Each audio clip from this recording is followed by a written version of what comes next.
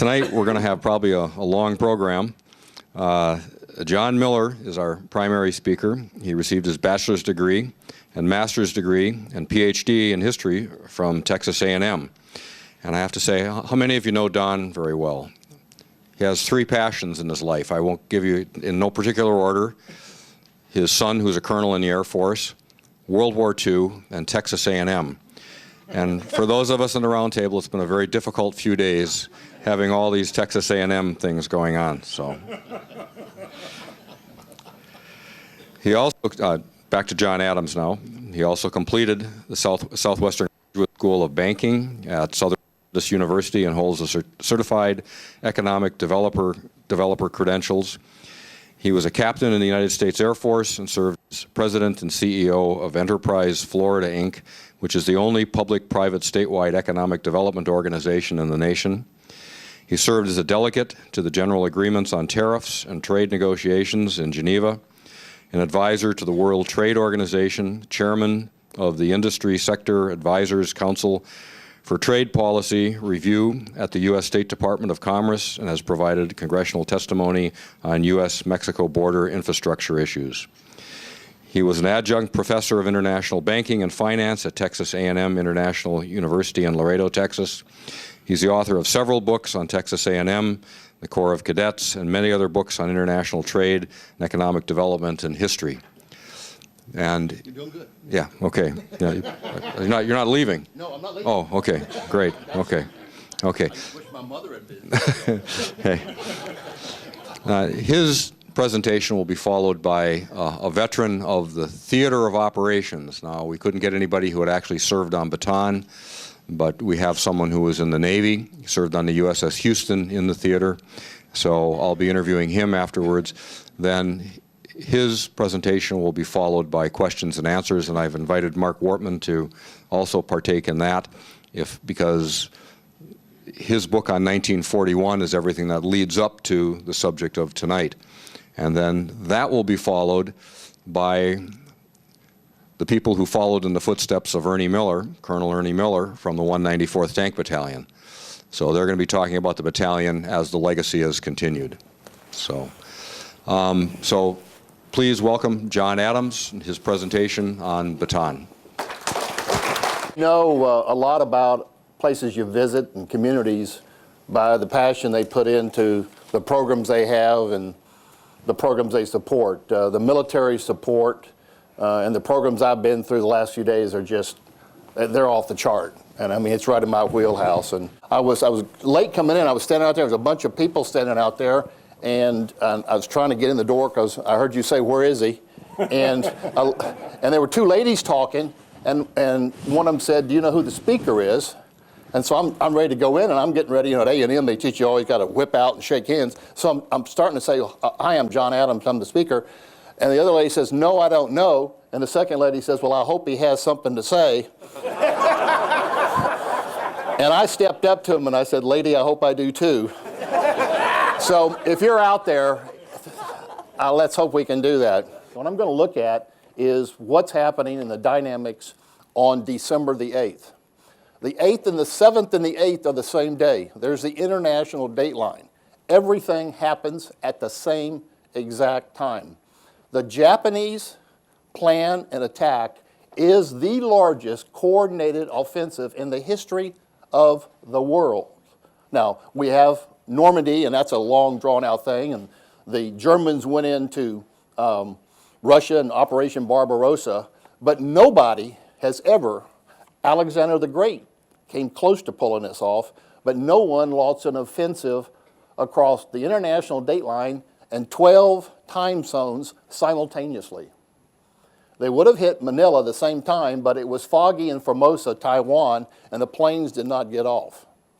And so this is happening all at the same time.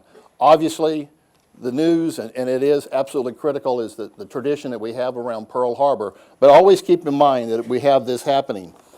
The United States, and Mark's got the book on the lead up to the war in 1941. Roosevelt, they'd already had the secret handshake and cut the deal that regardless of what happened, it was going to be Europe first. Now, I'm not in the conspiracy camp about what Roosevelt knew and didn't know and all that other stuff. There is so much documents and facts out there. I'm trying to stick with what's going on. But it's quite clear that there's a concern about, yeah, how do you miss this? How do you let Pearl get hit? How do you let Manila get hit? How can you be so unprepared at one time and lose so many people? It's hard to say. Another very critical point here is that the Japanese and the Germans had been at war for 3 years plus. The Japanese and China had absolutely honed an absolutely incredible military force. The Germans in Spain and their fighting had already got all their tank tactics done, overland, supply, refuel, their aviation testing. They were ready to go. We were starting literally from scratch. And so I've broken this up tonight in kind of 4 different pieces. First of all, some comments about the pre-war. Number 2, that December 75 years ago in the Philippines. Number 3, comments about MacArthur and Roosevelt and Churchill from documents I found. And finally, I'm not going to fight every part of the Battle of Bataan, but to bring you up to what's happening in Bataan and how we lead up to the Death March. The pre-war is totally, we are in a neutralist, no get involved thing. It's not hard to understand this in a way. My grandfather was at San Miguel de Mar, and he was a machine gunner, private. Didn't get a lot of information on my granddad, but he said he'll never go back. We cannot go back. This cannot happen again. The country totally believed it was the wasted war. Yes, we came to the aid of Europe and lost 120,000 men plus, but we did not need to go back into this. It could not happen. And so it's not hard to see how you can get a situation that people wanted to stay out of Europe. Remember, Washington told us no foreign entanglements.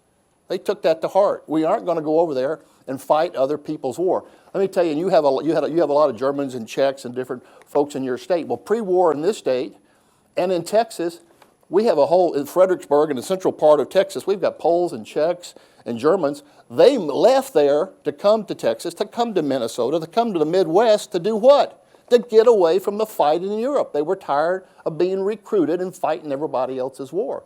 So you could see how, even in redneck central Texas, they didn't want anything to do with it. Of course, events are going to drive us down the road. Armed Forces of the U.S., 150,000. All the equipment was wrapped up old stuff from World War I and the Spanish-American War. There was nothing there. There were Army plans, detailed plans to do stuff if we had an emergency. The Army started a program called War Plans, and then WPO, War Plans, and the WPO is orange. So every country was given a color-coded, because if they were afraid, if they said war plans for Japan or war plans for Germany, that might embarrass somebody or they could figure it out. Well, WPO is war plans orange. It's not hard to figure out that was identified with Japan. They began developing these plans in 1910 with some limited intelligence that they knew, and the Japanese had already made it a point that somehow something was going to happen in the Pacific. Not beginning in 1930, not beginning in 1920, but in 1905, after they waxed the Russian Navy at the Tsushima Straits and beat a huge, massive navy, sunk everything there. And by the way, they did not pick up anybody out of the water. TMP, take no prisoners. That was their mantra. So it's not going to be hard to see what's going to happen to our guys on Bataan as we get up there. But they started. I spent a lot of time in Japan on business, and I always, if I could get them to talk to you. So I finally found a couple of gentlemen who were in the service. And I finally got this one man who went to their naval academy. They don't have an Annapolis, but they went their naval training in the mid-30s. And he said, I spent 2.5 years spent training on a strategic plan to attack at a distance a large hostile enemy that we're going to make hostile. And as a result of what we did in 1905 and we kicked the Russians, we're going to be able to do it against any foe. And I said, you mean America? I said, I didn't say that. I said, any foe. So the plans they were already in their mind. They didn't control the government yet. They didn't control the army had not taken over the government, and that radical element had not taken place. But it was coming. Second thing is the intelligence. The intelligence is not bad. It's real bad. It is abysmal. How it could be so bad. If we had just read the newspapers, there was an English language newspaper in Tokyo. If we'd have just taken that and read it, it signaled 80%. I've been reading the paper through the years, reading those papers in the archives, and they're doing everything. They're talking about what's happening in China. They're talking about what their plans are. It's down there in editorial. We don't have enough fuel. We need rubber. We need supplies. Well, if you are an island and you don't have any oil and gas, you have to go get that oil and gas. And if somebody's trying to prevent you from getting it, you might have to take it in a hostile way. So the signals were there. We really got duped by the British. The British did all these intelligence reports, and I guess we thought we were saving money. So we accepted their intelligence. For instance, the Japanese people were short. They don't have good eyesight. They can't fly. They're scared of heights. And you're going, you read this, and it's obviously pretty in your face, But this was an official report. They had pilots that bombed Pearl Harbor and Bataan that had over 100 combat missions in China. They were flying the best airplanes available. They were so good when they hit Clark Field, there were some dummies and some outbuildings. They didn't touch any of the dummies or the outbuildings. They surgically took out every airplane and everything at the base. This was not some amateur group of people who were doing that. This was premeditated, it was planned, and it was absolutely surgical, and they just about pull it off. But the intelligence is terrible. It's not going to get any better. Second only to poor intelligence was training. And it's not because of the individuals that we brought in the military, it's because of the resources that were being given to them. The military had no resources. They were given no new ammunition, no new equipment, things like this. When the 194th went forward, and I mentioned this to the guys today, 1 in 3 rounds didn't fire. They are sticking them in the tubes. That one tank that they had to push off the side. They had Craig rifles. I found reports to where the rifles, when they got them shipped over there and the extra equipment to the 194th and to the other units there, they unwrapped the rifles and they were wrapped in newspapers dated 1900 and 1901, after the Spanish-American War. The machine guns that didn't arrive with the tanks and the machine guns that were supposed to be with the other units got there, they were wrapped in newspaper dated 1919 and 1920. They had been left over from the World War I. They were in storage. Cosmoline, if you know what cosmoline is on a gun. Well, cosmoline is fine for a while, but if it sits too long, it does what? It gets real gummy. This is what happened at the Chosin Reservoir. The gum will do it, time and cold. Well, time was a situation there. It was cold at Chosin Reservoir. So as a result, you got a real big problem coming up here, and they are not ready. And one more aspect is the spies that are taking place that are in this country and at Pearl Harbor, they gave them a complete diagram of the entire Bay of Pearl Harbor. 3 Boy Scout troops with some airplanes could have taken out the ships. It's just unbelievable. And you park them nose to tail out there at Clark Air Force Base. Because they were worried about sabotage and spies, they bought all the fighter planes and all the B-17s into one group, overlapped the wings and everything. But they've got 3 deep in guards. They're watching it. But as soon as the Japanese flew in, the story was over. So the pre-war, things are not looking good. Now, it's interesting that they began to send troops to the Philippines. There is a group out of New Mexico, National Guard, that figured it's got to be cooler in the Philippines than it is drilling in southern New Mexico and Arizona. Then I have a theory about some boys 150 miles from here and the 194th. It's September. They're going to send them to Fort Lewis. And I'm thinking somebody said, it's going to be warmer in the Philippines in the next 3 months. And they already heard stories. Duty in the Philippines was absolutely wonderful. Sun, sand, suds, a lot of beer, a lot of companionship, they were working, since they didn't have any ammunition and couldn't practice, they were working. They would sign in at 7 in the morning, work till about 11 o'clock. The officers go have lunch at the O Club and play golf or go the high lie. The enlisted guys did whatever they wanted to, but there's no equipment to train with. So it's a very, very nice environment to begin with. But the lack of training, the lack of preparation is going to really be a problem. This is a quote from a captain that I interviewed, realizing that, he's from Texas, so you can see the reference to the Alamo, that we've got a problem.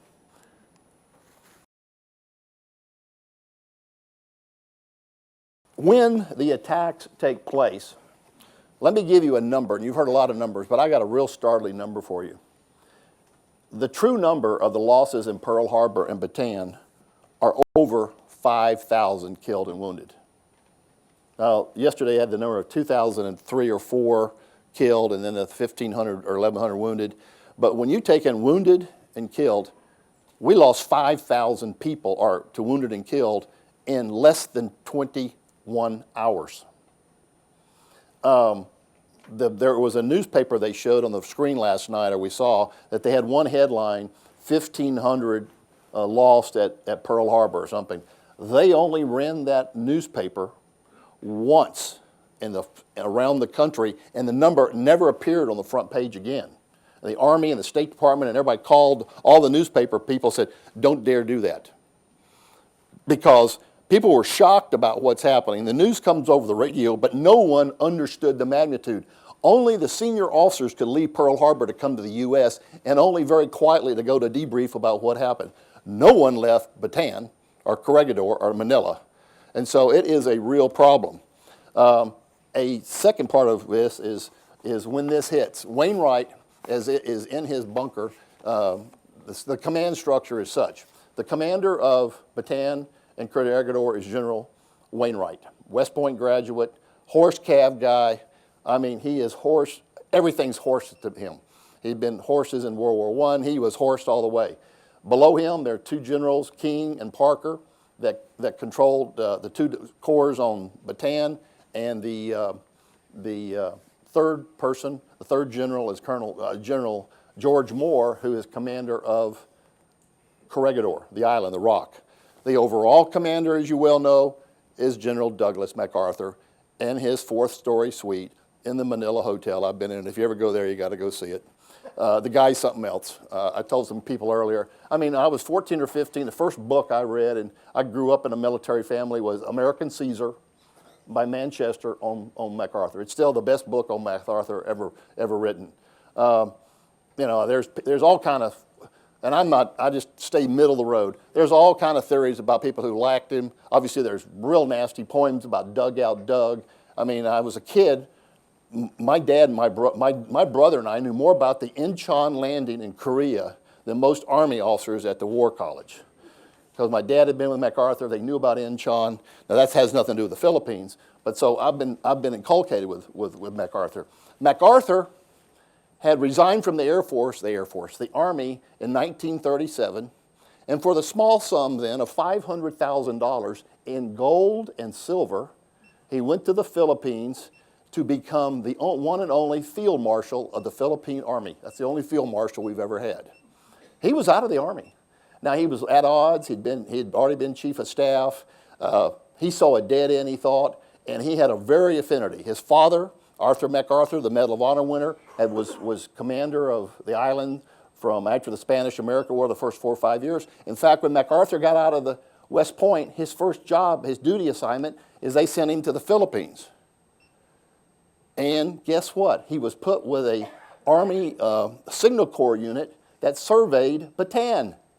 So as a lieutenant, he went up and down Bataan. There's some people say, well, he didn't know anything about it. This guy knew it from top to bottom. He had surveyed Bataan. So from the very early on, he knew about this. But he had an affinity, and I really think, and the records are coming out, that he kind of thought, maybe the Japanese will just go around us. They hit Pearl Harbor, and maybe what we'll do is we will declare Manila an open city, neutral open city, and they'll leave us alone. I mentioned these war planning. There is this plan, WPO3, War Plan Orange. at the War College, there are all these boxes. I got to go in there. They handed me the box. It's not a facsimile. It's not on microfiche. I mean, they almost make you put on white gloves. You open it up, and here's MacArthur's note on the plan, and Wainwright, and the preparation of this detailed plan on how to defend the Philippines and Bataan and Corregidor. I mean, we're talking logistics, moving people, the sick, supplies, aircraft, everything. I mean, it's the most awesome thing you've ever seen. Well, when the first bomb dropped, that thing apparently hit the trash can. It was, what happened here? I mean, they completely lost it. It just didn't happen.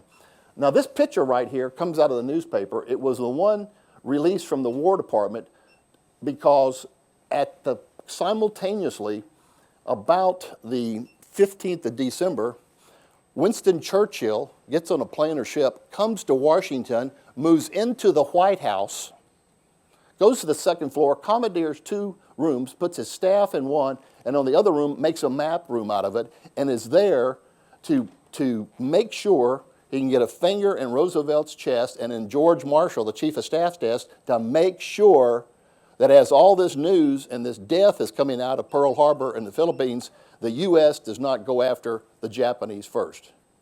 And so they literally, he wasn't going to leave until Roosevelt said, our first target will be to go to Europe first and to beat the Germans and the Nazis. And at that point, you know, Marshall sends MacArthur a note, we're on our way, you've got the plan is to hold out 6 months, it is well developed, you and I worked on this in the 30s, we know about it, you know how it's a retrograde, you're going to move up out of Manila, you're going to go in and you're going to reinforce in the Bataan. Now Bataan is a peninsula about 25 miles wide and about 40 miles long. And it's smaller than that because there's 2 mountains, it's a 2 volcanic mountain range and right in the middle, and I've got a picture here. So, not that I'm rambling, but this picture is extremely critical because they put this in the paper without any identification on it to make sure that look at the distances here. Can you read that? 2,400 miles, 5,000 miles from here to Bataan. Well, that comes out to about 7,400 miles. And then here's the way by the Aleutians. The dots, the black dots are the Japanese occupation of everything. We've got a little bit of Americans here. We've got East India here. We still got the Darwin people here. And we still have Midway. And people were wondering if we even had Hawaii still. They absolutely dominated the whole thing. It's over with. And so subliminally, they wanted to tell the American public, we got a problem. There were no ships to go.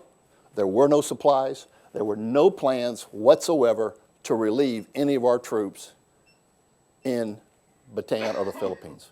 None. Zip, zero, nothing. If they even have shipped troops, we didn't have landing crafts to get them off. We didn't have supplies. Nothing was staged because the plan was to hold out here and then over a 6 to 8 month period, we'll show up and help you. Problem is, they are telling the troops, they're telling the commanders, we're on your way. I wrote this down. Tokyo Rose, every night at about 6 o'clock, played one song, The Ship That Never Arrived. How about that for In Your Eye? And they turned up the wattage on the station, playing Glenn Miller and all the swing stuff, and saying, while you boys are out in the jungle eating snakes and the last of your food and everything, all your girlfriends are back at home with your buddies while you're sitting out there and you need to give up. And we've got tapes of this that are just unbelievable. But I'll never forget The Ship That Never Came In. And she played this song over and over and over. Europe first took dominance. So here we are. We're waiting to find out if they could do it.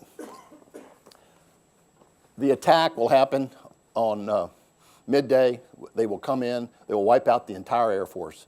The Air Force will have 2 or 3 fighters left and maybe 4 B-17s.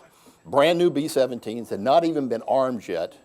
MacArthur says, get them out of here. So they fly 3 of them to Darwin immediely. The other 2 get shot up, so there's nothing left there. The 3 fighter planes, they go ahead and move them to Bataan. I'll get that in a minute. And they hold them. So we have absolutely no air cover. There can be nothing worse in modern warfare to not have air cover. I just can't imagine anything worse.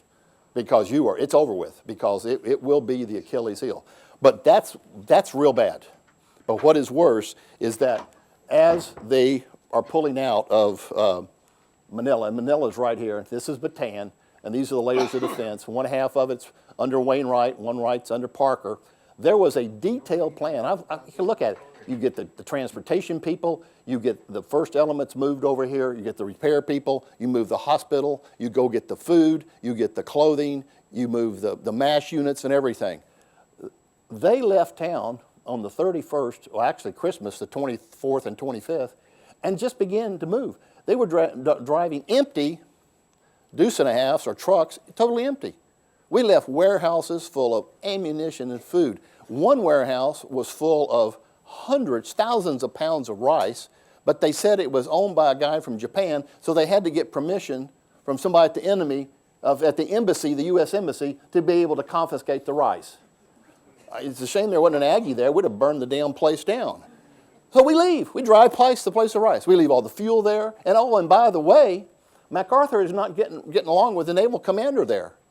At Cavite on the docks there, where he's got 4 or 5 destroyers and a bunch of submarines, they almost go totally untouched. They don't hit one of the ships. They blow up the airport at Clark Field, and the Navy guy is not even notified at all by MacArthur. Well, obviously he sees the bombs falling, but when MacArthur was notified 9 hours earlier, he did not let the Air Force or the Navy guy know something was going to happen. Well, the Navy guy, through other channels, gets a thing, some note basically to the fact, protect our shipping and our equipment. He's ticked off at MacArthur. Nobody's talking to him. Whatever the Navy do, they blow the whistle or ring the bell. They go to full steam, and they just cruise out of there. The Navy leaves. We do save the ships, save everybody, and they pearl out and go to Australia. So now we have no Navy, no boats, and no airplanes, and we're sitting here backed up. The reports and the diaries and the stuff from Colonel Miller in the 194th in his diary, and it's incredible. They're already on bad rations. They go to half rations and then quarter rations. When they land up here, where MacArthur does not put the plan in to block off and go in here, he sends the 194th up to Lingayen Bay here. Wainwright's adjutant is a guy named Tom Dooley, class of 35 from A&M, just promoted captain. So he sends a captain up there. He's talking to Miller. They get the cavalry commander, the 26th Cavalry, to move their 250 horses up there. So what you've got is basically 8 or 10 tanks, a number in reserve. You got 150 guys on horses, and this captain in a Jeep. They look out there and they see 65 ships landing of seasoned, hardened troops that have been fighting in China for 3 years.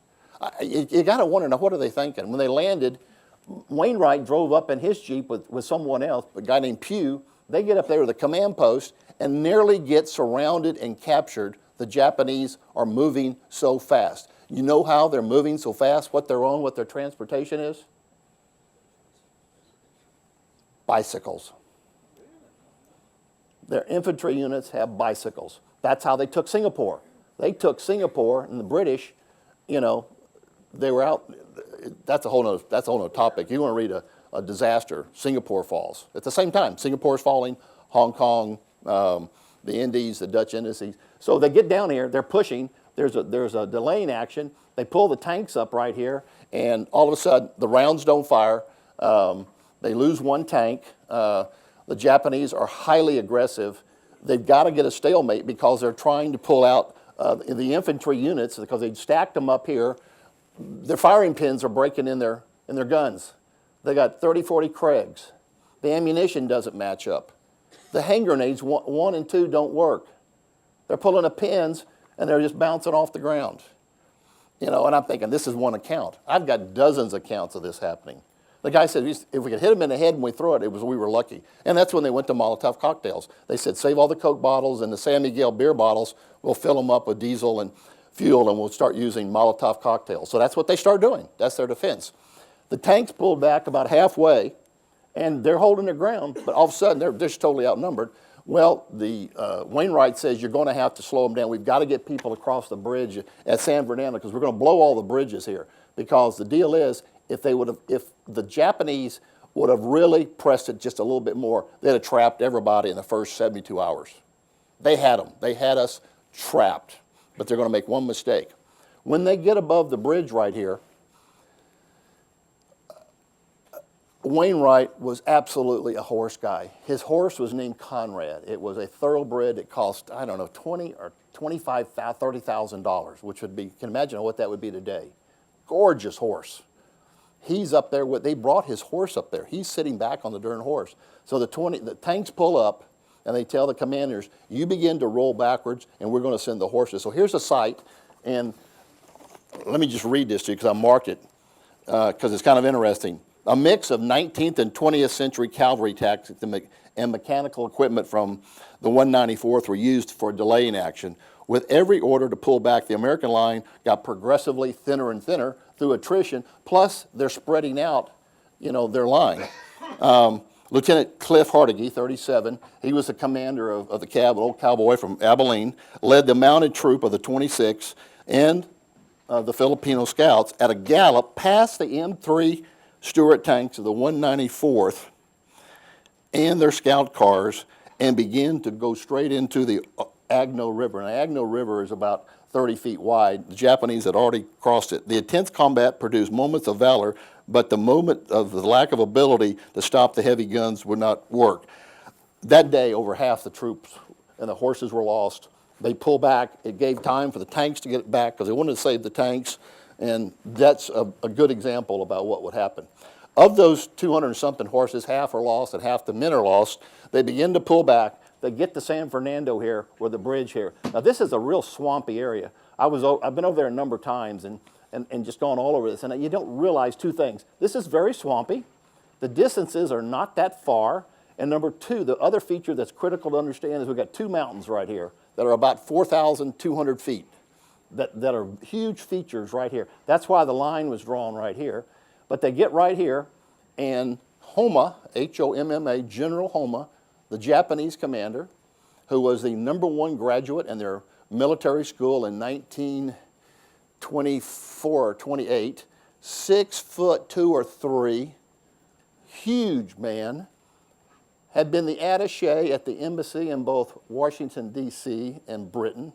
He spoke better English than the King of England, fully educated. And that's another thing. These guys we aren't dealing with amateur. This is not amateur hour. He pulls up there, but he's under pressure from the command in Tokyo because they've already taken Singapore.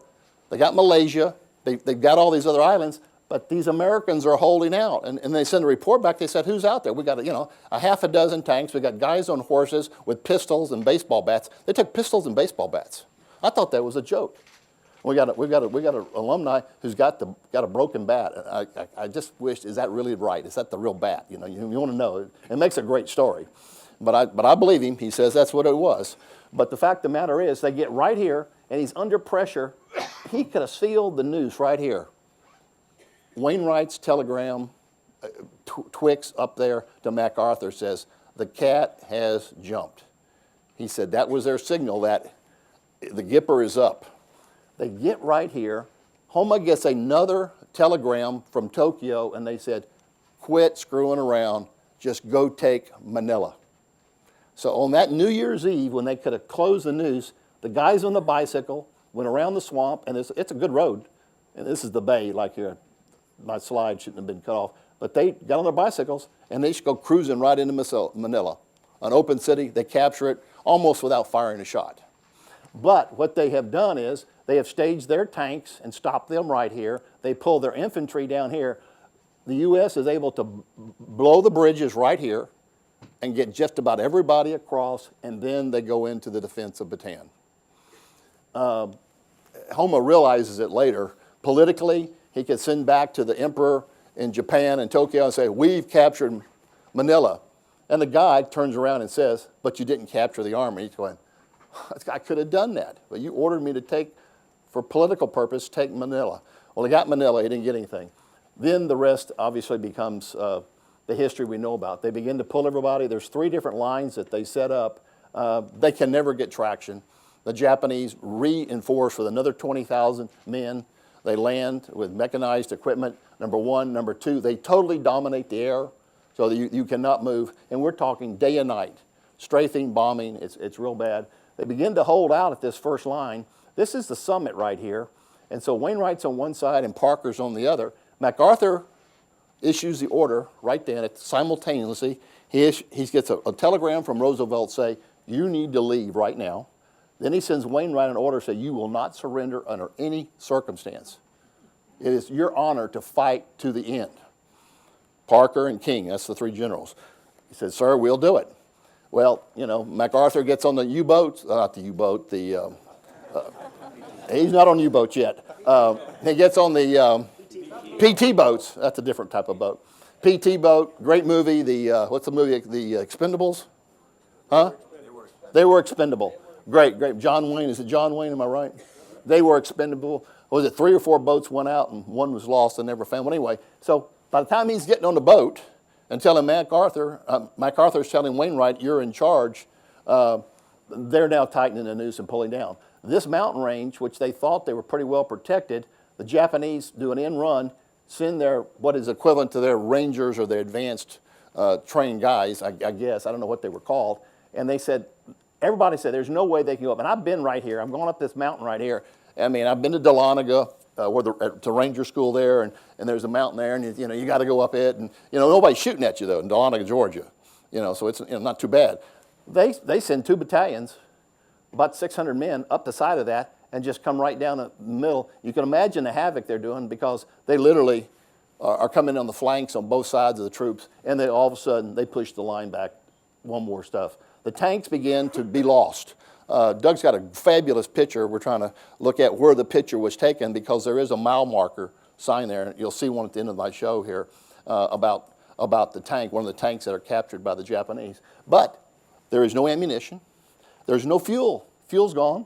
There's no support. They're now on quarter rations. Conrad, the number 1 horse of Wainwright says, we'll take in the horses, and you slaughter Conrad first and make sure make sure everybody knows that my horse is going first. They went through all the buffaloes, the monkeys, the iguanas. They ate everything that wasn't tied down, and then they were totally out. It's real bad, and this is going to be extremely important because by the time we get to May, the surrender in April the 9th, 8th and 9th, they're so decimated. First of all, they're in nonstop combat. There's no food, no nurture, and the diseases. I had to get 2 medical books and go to the health science center there at the university and say, explain to me what these things mean. I know what beriberi is, but we're talking every disease known, and it's hot. I mean, I've been there. It's hot. I mean, it's hot. It's 100 degrees, but it's 110 degrees, and it's humid, and no one's shooting at you. And you're trying to walk around, so it's real bad. They pull back here. It gets worse. They move the 2 field hospitals. That's right here, back here. The stories of these nurses. I know my wife said, "Are you being careful about what you say?" Because I didn't want to write a book with a bunch of blood and guts. And I said, let me just tell you what. Here, read these accounts of what the nurses say, and I'll rest my case.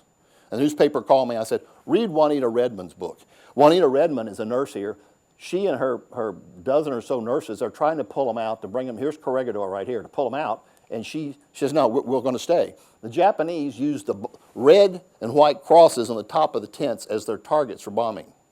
And she describes going out after 2 bombing raids and pulling body parts out of the trees. I mean, that's as far as I'll go, because you can imagine how bad it is. And they didn't do this once. They did it over and over. And the Japanese later, the captured guy says, oh yeah, those were targets. Weren't those red crosses targets? Take no prisoners, remember that. They will pull back on the night of the 7th. They realize it's up. On the 8th, they go ahead and put out the order to destroy every bit of all the armor, the guns above 45 caliber. And on the 9th, General King, who has taken over, because when MacArthur went to Australia, Parker stayed here, King was named the commander on this side, and Wainwright went to Corregidor, and he personally gets a telegram from MacArthur, King does, in Australia saying, you don't surrender. It's your honor, you don't. I mean, they're surrounded. He's got bodies laying everywhere. There's no supplies, and they realize the Gipper's up. It is over with. And so on the 9th is when they surrender. They march them all to Marvelis right down here. Even the ones up here, they collapse them into this area right here, and they concentrate them. And one of the spookiest things I ever read is General Moore, who's the commander down here, was the class of '08 from Texas A&M. He's a revered, one of our alumni revered. On the top of the island, and let me show you where that is.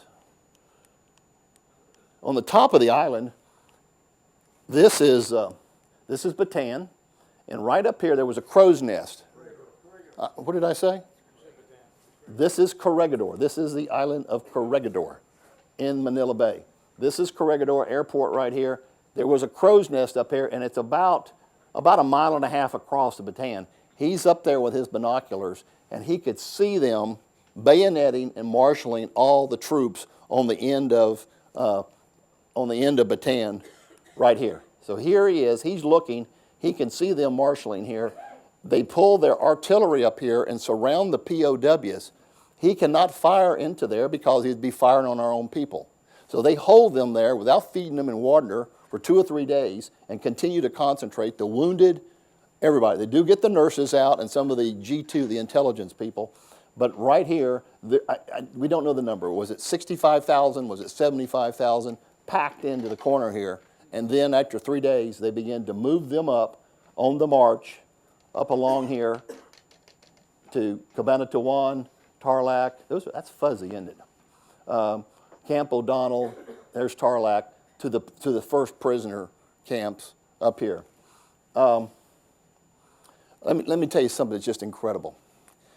I've been up and down here. I was there April 17th, which would have been 73 years afterwards.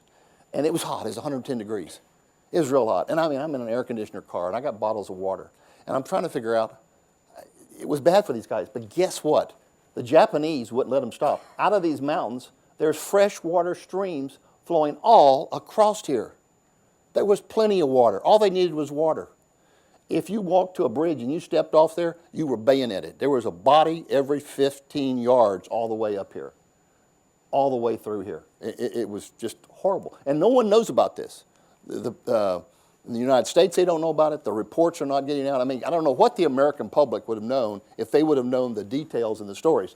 The comment that was made about the book, when he came back, military people finally got ticked off. They realized the 2 or 3 that escaped, they came back, and everybody acted like, well, it's okay, we don't upset anything. They didn't want the American public to know how bad it was. That's the truth of the matter, because they couldn't do anything. They hadn't launched any attack, so they will move them up here. But from this crow's nest up there, and he describes what this looks like, and he can't do anything. They can't fire. They had guns on this thing that he had helped put in the 20s and 30s that could fire a projectile the size of a bathtub 23 miles and put it in a bathtub on the other end. It is great, except for one thing. When you didn't have airplanes and you were facing ships, that's fine. But they were no good for any anti-aircraft gun, and they just bombed the island unbelievably. I landed right here. I might be the last one to be able to talk about this. There was a piece of concrete there about half the size of this room, and I saw that at the museum today, that L3. It was probably made for that. I was in a Cessna, and I flew over, and I checked everything out. So I landed there. I hit the piece of concrete, but what I failed to know about was the run out there. They'd put a banana plantation. So I tore this guy's bananas up. I come to a full stop, and under the tree there's this guy propped up with a hat. And I get out of the plane, I said, how are you doing? He says, well, it's good to see you. You haven't been here before, apparently. I said, no, it's my first time. Well, they cleaned out the banana trees, and I left later. But, you know, you've got that here, but there's no support. It's a very interesting feature. These were 2 little islands that they knocked the tops off and put concrete revetments and guns in. So they had all the armor. This is inside the tunnel. This is the Navy entrance on the tunnel. And they pull everybody out here, 2,000. And somebody asked early, well, wait a minute, if they're pulling out, why didn't they put the supplies in the tunnel? I don't know.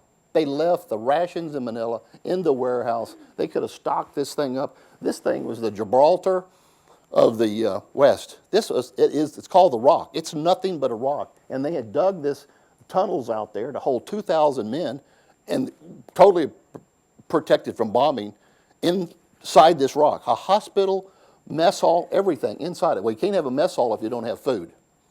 So it's just incredible how things happen. Corregidor will hold out till May the 6th. One little sidelight is when this march begins on the 9th, 10th, 11th of April, and they arrive in San Fernando and Cabanatuan on April the 21st. It's just the rail cars packed in the cars. Everything about this is real bad. On Corregidor, they see them leave, and they hear a rumor that something's happened in Tokyo. And they can't figure out what it was. Something has happened in Japan. Well, it was Doolittle raid on April 17th. But they'd heard a rumor, but when they all came back, the first question, they were free, could you tell us what happened in April? We kept hearing rumors. So it got out even though they tried to keep it secret. Roosevelt did not even know about the Doolittle raid until they went in and told him, because they were so afraid that he was going to go into a press conference or have lunch with somebody and say, oh, by the way, we're going to Tokyo tonight. And I'm 99% sure from the records that he didn't know. And that's when he answered. When they did go in the press conference, what did he say? Where have they been? Where'd they come from? Shangri-La. So anyway, I guess that's called misinformation, right? I had 287 slides, but I'm only going to show you 6 today. This is a declassified slide. As I got into this 5 years ago, all I was told is there's a lot of stuff declassified. I said, no, wait a minute, declassified. I said, what in the world could be classified? Well, this is one of the pictures right here that was classified. I don't think you can see the date. It's 2012. The date's up there.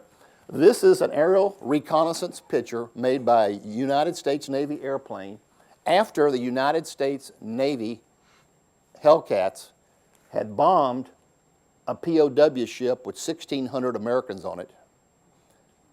They were told they had put the ship in with a convoy of transports and oilers. They put the POW ship right in the middle out here.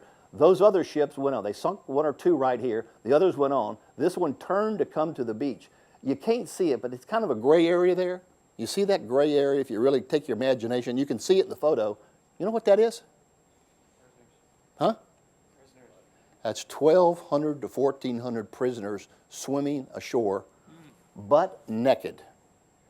They come out of the holes of the ship. They blew the side open. They brought them in, and you see that right there? They brought all 1,200 on and put them in a double tennis court there with one water fountain, one water faucet, and held them there for 5 days. That is the Okamaru. There were 154 prison ships. Americans were on, I think, 47, because they're moving British and they're moving all type of other people.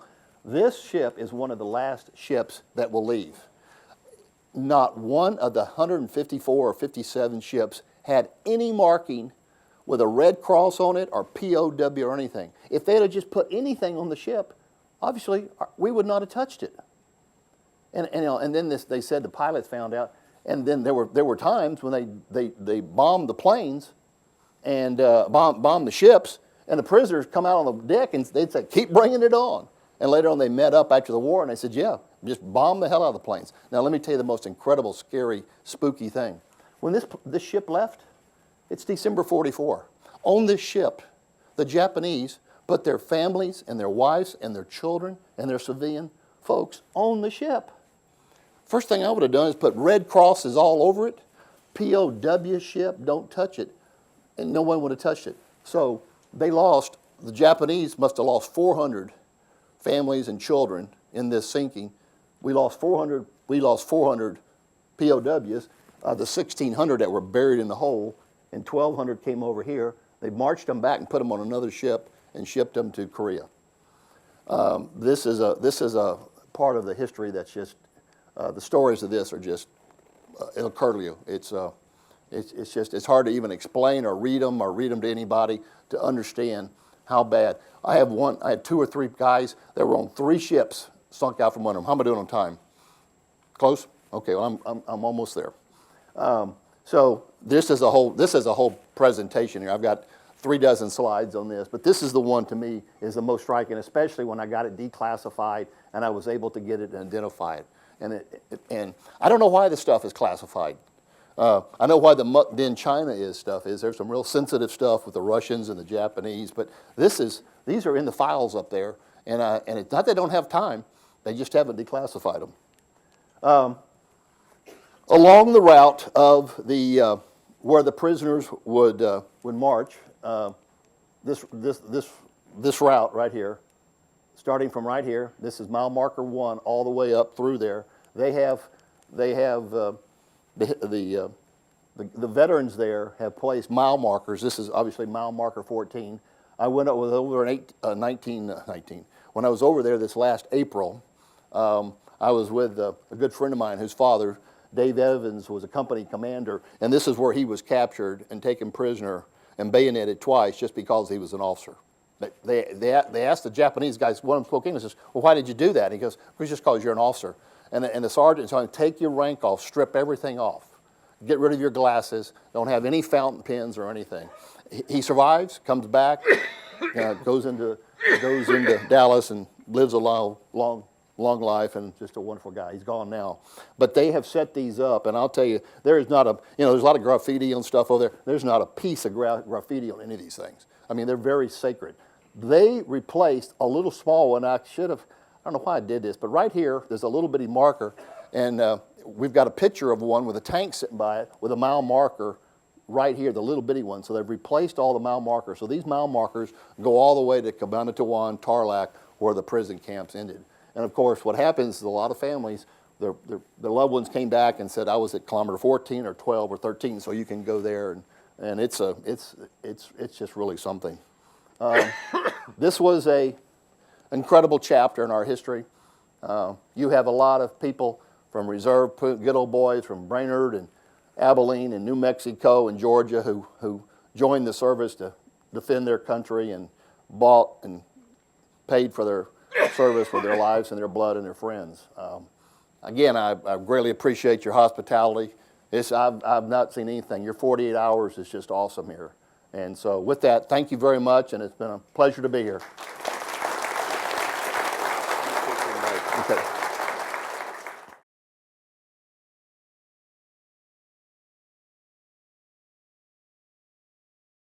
At the Military Museum up at Camp Ripley, we had a World War II Navy veteran come in. He was in the Philippines in 1944-45, and he found some souvenirs, some leftover things from Japanese soldiers and sailors that were laying around.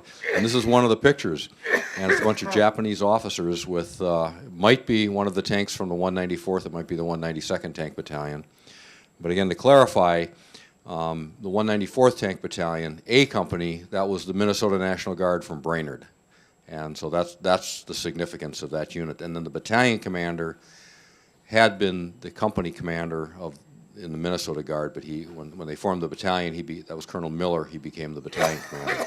So it's an incredible picture, and we're trying to get it identified right now exactly where it is, and thus we can determine which tank unit it belonged to, based on the mountain in the background and the mile marker on the side. So we hope we can get that identified. But it's an incredible picture.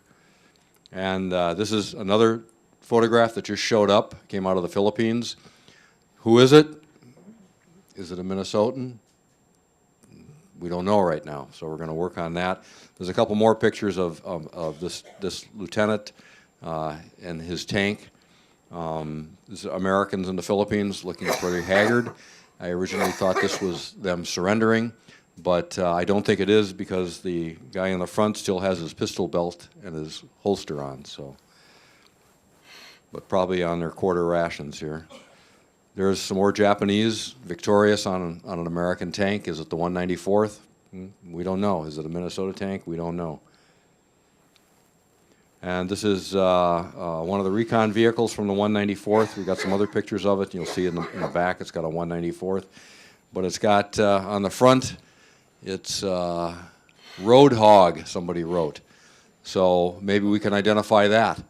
You know, we may be able to go into some of the references in the books and find out who drove the Roadhog, and then who are these guys in the top. And there you can see on the bottom, headquarters 194th. So we know this is a Minnesota vehicle. And that's one of the World War I machine guns up on the top in 1919. A brain dead moment here. 1917 machine gun. And here it is again. One of the Jeeps, 194th. These are Minnesota guys. Now this is taken at Fort Lewis before they went over.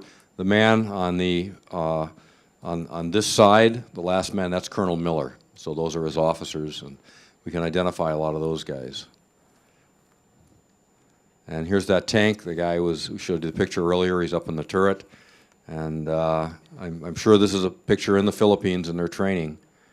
If it was at Fort Lewis, there'd be pine trees all over the place. There's a front shot of it. Again, who is that guy? Whose tank is that? Hopefully it's not lost to history. We get a lot of pictures like that.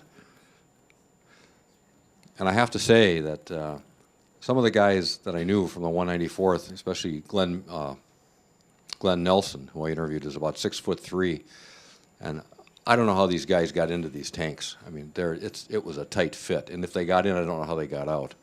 Is this one of the cavalrymen that was discussed earlier? We don't know. Another picture you find. Yeah, big horse, but of course, your Filipinos, they're probably small people, and maybe he was a small guy, but probably it's a good-sized horse too. And but another picture, hopefully not lost to history. So maybe someday we can identify at least the crest on his hat and identify the unit. I want to make a comment to support Doug. I get probably 2 calls a month of what do we do with our stuff? I can make a plea to you. Give it to Doug and the people up at Camp Ripley. I mean, the pictures that Doug has just shown you were just uncovered, and I know that when John said he would have loved to have had these to put into his book, but this is a great resource for giving things, and don't forget to write names on the backs of the pictures. Yeah, I'm retiring in 3 weeks. Where's Doug Thompson? Where's Doug? Oh, there he is. Okay, give them to him. Okay. So he's the guy that actually found most of these pictures, and I think, did they come out of the Philippines? Yeah, they did. Okay, there's some people in the Philippines, and Doug has contacted them, especially with that first picture, with the bonsai picture where they're waving the swords and everything, trying to identify some of the Filipinos that are tracking the units and are very much into these things, and trying to identify the exact location, and thus, is that a 194th tank? So now to our veteran. This is Bob Hanley. Bob, you were in the Navy, and right. Where did you enlist from? Were you Minnesota? Minneapolis, Minnesota. Minneapolis, Minnesota, and when was that? 1941. 1941. So, okay, you hadn't been in the Navy very long. No. And did you immediately go to the Houston, the USS Houston? No, I went first to the Hawaii, and I was on a tin can destroyer, 397 USS Benham, and then I left there and they sent me over to the Far East. Okay, and that's when you joined the Houston. The Houston was a cruiser. It was commissioned in 1930, and was the Houston a pretty nice ship? Very nice, heavy cruiser. And what was your duty on the ship? I was a hospital apprentice. And which meant you did what? Well, I worked with the doctors and so forth on board ship. And what was that medical facility on a cruiser at that time? What did you have there? Well, what do you mean? How was the medical department of a U.S. cruiser staffed in 1941? They had 2 first classes that I know of. They had 2 second-class petty officers. I was an apprentice, and they had another apprentice there too. That's about all we had at the time. Okay, but it was a pretty good facility that they had? Yes, we had 2 doctors. We had a commander, Commander Epstein, and we had a Lieutenant Burroughs, who was a surgeon. Mm-hmm. And so they could do operations and yes. pretty much do everything they needed to do to take care of it. Operating rooms and everything. Yeah. Okay. And how did you find the pre-war Navy? Well, I was such a young guy that I was. You joined the Navy and you were seeing the world. Well, I didn't see the world. I didn't see much of anything but the sea. Oh, okay. Well, most of the earth is water, right? So, yeah. Be careful what you ask for. Never got off that. Only one time during the time we were on the Houston when the war started that we ever got ashore, and that was in Port Darwin, Australia. Okay, but and there's nothing there but warehouses. Did you get off the boat because you were in the Philippines before the war started? Oh yeah, I was off the ship a few times, but there's not much for me in there. And how did you find the Philippine Islands before the war? You got some time on land in the Oh, Philippines? a little bit of time, yeah. In Manila? Yeah, in Manila. And what was Manila like for a young sailor? Well, for a guy like me, there wasn't much because I wasn't making very much. I made 21, I think it was, no, it's $36 a month. Mm-hmm. So by the time you paid for your laundry and all these other things that you did, you didn't have a whole lot of money to be doing big things off the ship. Yeah. Yeah. And for you and for your fellow sailors, you know, there's storm clouds on the horizon. There's things going on in China that we know about. There's a lot of trouble in Europe. But what was the discussion among the sailors? What kind of, did they have like command information programs talking about things? Were you aware, did you have a sense of foreboding about anything? Did you have a sense that war might be coming soon and you might be affected by it? Well, not at the very beginning, but Let's say during the fall of 41. Months we were, on maneuvers and so forth. So we kind of knew something was up. Okay. They, of course, being an apprentice like I was, they aren't going to tell me a heck of a lot what's going on. But talking amongst the sailors, especially maybe some of the older guys, did they have a sense of foreboding? Well, they had a sense that things were going to happen, yeah. Okay, The okay. old timers, yeah. Okay. Because a lot of them had been in China, and they came onto the Houston out of China, So they'd been through a lot right in China. Okay. And as December 7th is approaching, what's the situation with the Houston?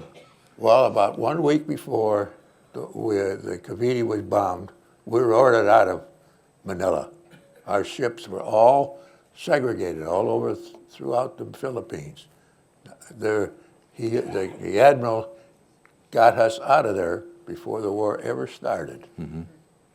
And were you all alone? Did you have destroyers with you or any other ships? We had a couple of destroyers, yeah. Okay, okay. And the Marblehead was somewhere in the area, but not right with us. Okay. They had them segregated all over so that when the war started, they couldn't just come in and just knock us all off, And so how did you hear about the attack? Well, we heard it through, the grapevine. Of course, the radioman on the ship gave out, information.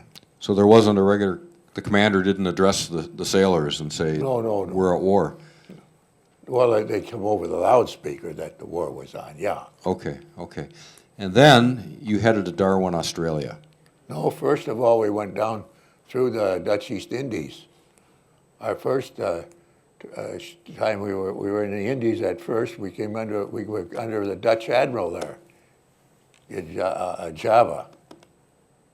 And we went from Java to Port Darwin to pick up troops and so forth. We were kind of a escort for these ships, these coming over. We were bombed day after day on the ship, and we did get hit one time by a bomb, and it knocked out our rear turret. Right. Well, that was a little bit later. We're getting a little bit ahead. Okay, what do you want? Yeah, that was the number 3 turret. So Yeah. we're heading to Darwin now. Yeah. And in Darwin, you linked up with Dutch ships. No, just us. We're just at the Houston, and we were all by ourselves. The USS Houston. Okay. The Marblehead was somewhere else in that area, but they didn't come with us. Right. They were a light cruiser. But later on, you linked up the Perth, Australian, Yeah, and Dutch ships and British ships. Yeah. That was just at the time when we had the sea battles. Yeah. Yep. Okay. Okay. So, as you're linking up with these other ships, did you have a sense of power, of strength? Did you think you were going to be victorious? What did you think Well, about? we never thought that we were going to get beat. We had So- the attitude of the American is you're not going to get beat, you know. Yeah. So you had a sense of confidence. And, Well, sure, you know. yeah. Okay, the Battle of MacArthur. That's where you lost your number 3 turret. Yeah. Yes. Okay.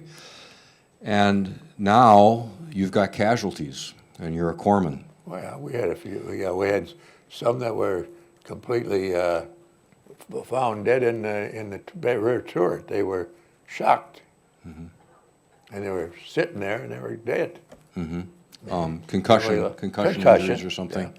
But now you've got to deal with wounded.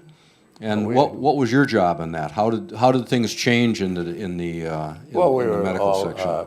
I was being an apprentice. I just helped, you know, with the wounded, with bandaging and so forth and so on. But most of the experienced corpsmen did most of the obvious work there. So you've lost your number 3 turret. You've taken casualties. How are you feeling about things now? You've encountered the Japanese.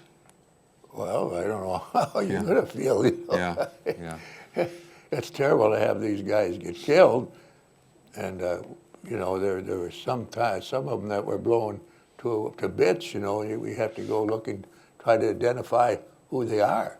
So you have to pick up pieces of whatever you could find, finger, whatever, and try to identify them. And in the Timor convoy, you suffered air attacks. Oh yes, all day after day. Yeah, and at some points, the Houston was described as putting up a very effective wall of fire, shot down 7 Japanese planes. That's true. They shot down quite a number of planes. And you're in the medical department. You're hearing all this stuff going on, but you're below decks in the medical ward. And what was that experience? What's the experience of being down there? You can't, you know, you can't see anything, but you can hear what's going on. All this blowing, bombing, you know, going on, and noise, and the ship is, you know, going and making maneuvers to avoid getting hit, you know. And so you're down there, you don't see anything. And is there a desire to want to strike back, to go up and help man one of the guns, or are you so busy with the No, things you've we got to were- do? You've got to stay in your Yeah, position? well, you got to stay where you're at. You can't just go unless, of course, you're ordered to do something. Well, I know you then can't do it, but, you But know, if you're ordered to do something, then you have to go and do it. But we were never ordered to do anything other than medical duties. okay. But I would imagine, I'm an Army guy, so this is Yeah. a whole Well, different situation. I was for me. in the Army later, but Well, later, we'll come to that later, yeah. But, you know, what I'm trying to get a sense for, not having been on a ship, and is the sense that, you know, if you're manning an anti-aircraft gun, there's something you can do, there's something you can shoot back.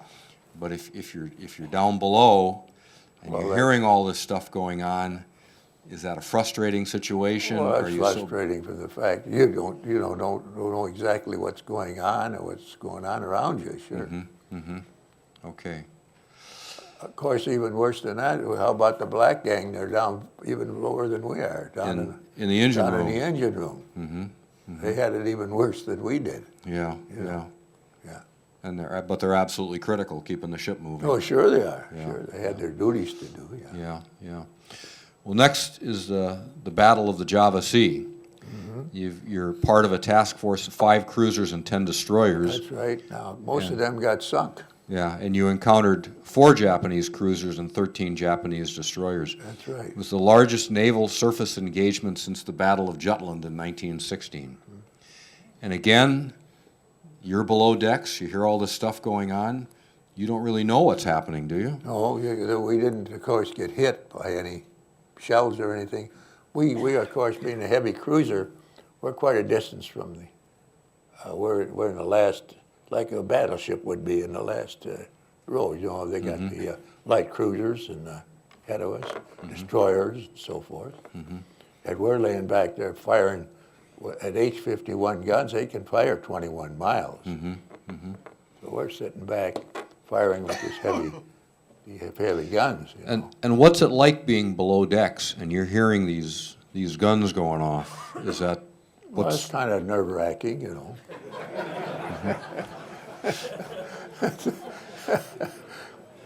It bothers your nerves, sure. and again, because you can't see, Yeah. you're just hearing all this stuff going on. But you didn't take any casualties there, so you don't have. No, we didn't have any casualties at any of those battles. Okay. Now, Except, like I told you, when they got the bomb that day. right, Yeah. right. The Battle of Sunda Strait, 1st of March, Yeah, that was at night. a night battle, and you're with the Perth, an Australian cruiser. They got sunk ahead of us. They got about 12 midnight, I think they went down. 12:25. Somewhere in They that took area. 4 torpedoes, 4 torpedoes, and they go down. You're unaware of this, Yes, but almost immediately you take 3 torpedoes. that's right. I could feel the shaking in the ship. Yeah. Feel it jolt as it hitting. So I knew there was something happened. But again, you don't really know what's going on. No, not until we're told to abandon ship. Then you know there's something going on. Yeah. But the Perth goes down at 12:25, Yeah. and the Houston goes down at 12:35. So it wasn't very long after you were hit with the No, torpedoes. but our that- captain was trying to get us as close to shore as, knowing that the ship was going to go down. He got us as close to shore as he could, hoping that we could get off, a lot of us. Now, out of over 1,000 men, only 460, I think it was 463 or 4 got off the ship. And were 1,061 were in Yeah, the crew. yeah. 368 survived. Well, that's after the war. You're talking about. Okay. You're talking about. In other words, there was 200 and some of us left at the end of the war. At the end of the war. Yeah. Now, describe your situation, if you could. You've heard the hits, the torpedo hits on the ship, and then what happened? Talk about your personal experience Well, from the time the torpedoes hit. after that, it wasn't very long after they hit and everything that we were told to abandon ship. And the ship's rolling now, it's listing. Oh yeah, it's rolling and listing, and of course I and some of the other guys, we were told to go. We went out and went up under the top where the main deck of the ship, and I took off all my clothes except my skivvy shorts, and I dove in off the fantail. And No life jacket. no, there wasn't any life jackets for us. All the jackets were gone. So I was 19 years old. So you're 19 years old, it's 12:36 or so at night, 12:35 at night, pitch black, Yeah, and you're in the ocean, that's right. and no life jacket. Swimming like heck. Yeah. So, there's other sailors around you? Not too many. I was out mostly by myself for quite a while until I heard sounds in the distance, and I swam over to where the sounds were, and there was a life raft there, and there was a group of men around the life raft, and we had one man who had been pretty badly burned in the middle of it. And he's pretty well suffered because, of course, salt water, and he burns, so he's in pretty much pain, and you couldn't do anything about it. We have no medicines to give him. And you're in the water for how long then? About 7, 8 hours, I guess. And then the Japanese find you. Yeah, they come up with a machine gun mounted on the front of their whale boat or whatever it is they got, Okay. and we thought we were going to get shot. We thought we were going to get machine gun, but that didn't happen. They picked us up and put us on a old transport. And how did they treat you when they picked you up? Well, they treated not too bad. They were combat troops, and they put us in a hold of one of the troop ships and held us down there. I think we stayed there about a day. And then they put us ashore, and they had us working on shore, unloading supplies and so forth. Mm-hmm. Yeah. Someplace in Indonesia now. Yeah, well, this is Java. Mm-hmm. In Java, yeah, yeah. And you were there for how I was long? in Java for 6 months. Okay. And I worked in surgical ward first, then I worked in the surgery after that. Okay. And were you surprised to find that both your doctors were there? Yes. But they're both the commander and the surgeon. Uh-huh. And what were the conditions then in that POW situation in the Well, they medical weren't ward? too bad in Java right there. We were in what they called a bicycle camp, which was a old camp. Dutch troops had been in there, and they were bicycle troops. And they called it the bicycle camp. Mm-hmm. And that's where we were. I stayed right in the hospital area where they made the hospital, and they had that surgery. And they had a ward that we had, sick and people in. Mm-hmm. And we had operations, of course, during that time. We had appendicitis and all those different operations that we had to do, appendix. Did you have any wounded shipmates that showed up? Did the guy that was on the raft? The guy was on the raft was there, but He survived. He survived. He lived up until a few years ago. Really? Mm-hmm. Okay. So a tribute to your service and the doctors who kept him going. I suppose. Yeah, absolutely. But then after 6 months, I was in the first group of young guys. They took all the young guys at this time, 19, 20, 21-year-olds, and put us on a ship. And when I went to leave, the surgeon threw me a kit, and he says, "You're it. You're the doctor now. You're in charge of all these young guys." And then we went on the ship to Singapore. Mm-hmm. And we got to Singapore, and we stayed there, maybe 4 months, something like that. And then he put us on another. And how were conditions in Singapore? Well, they weren't. Did they put you in a camp with the British? With the British. We were in the same camp with the British. Mm-hmm.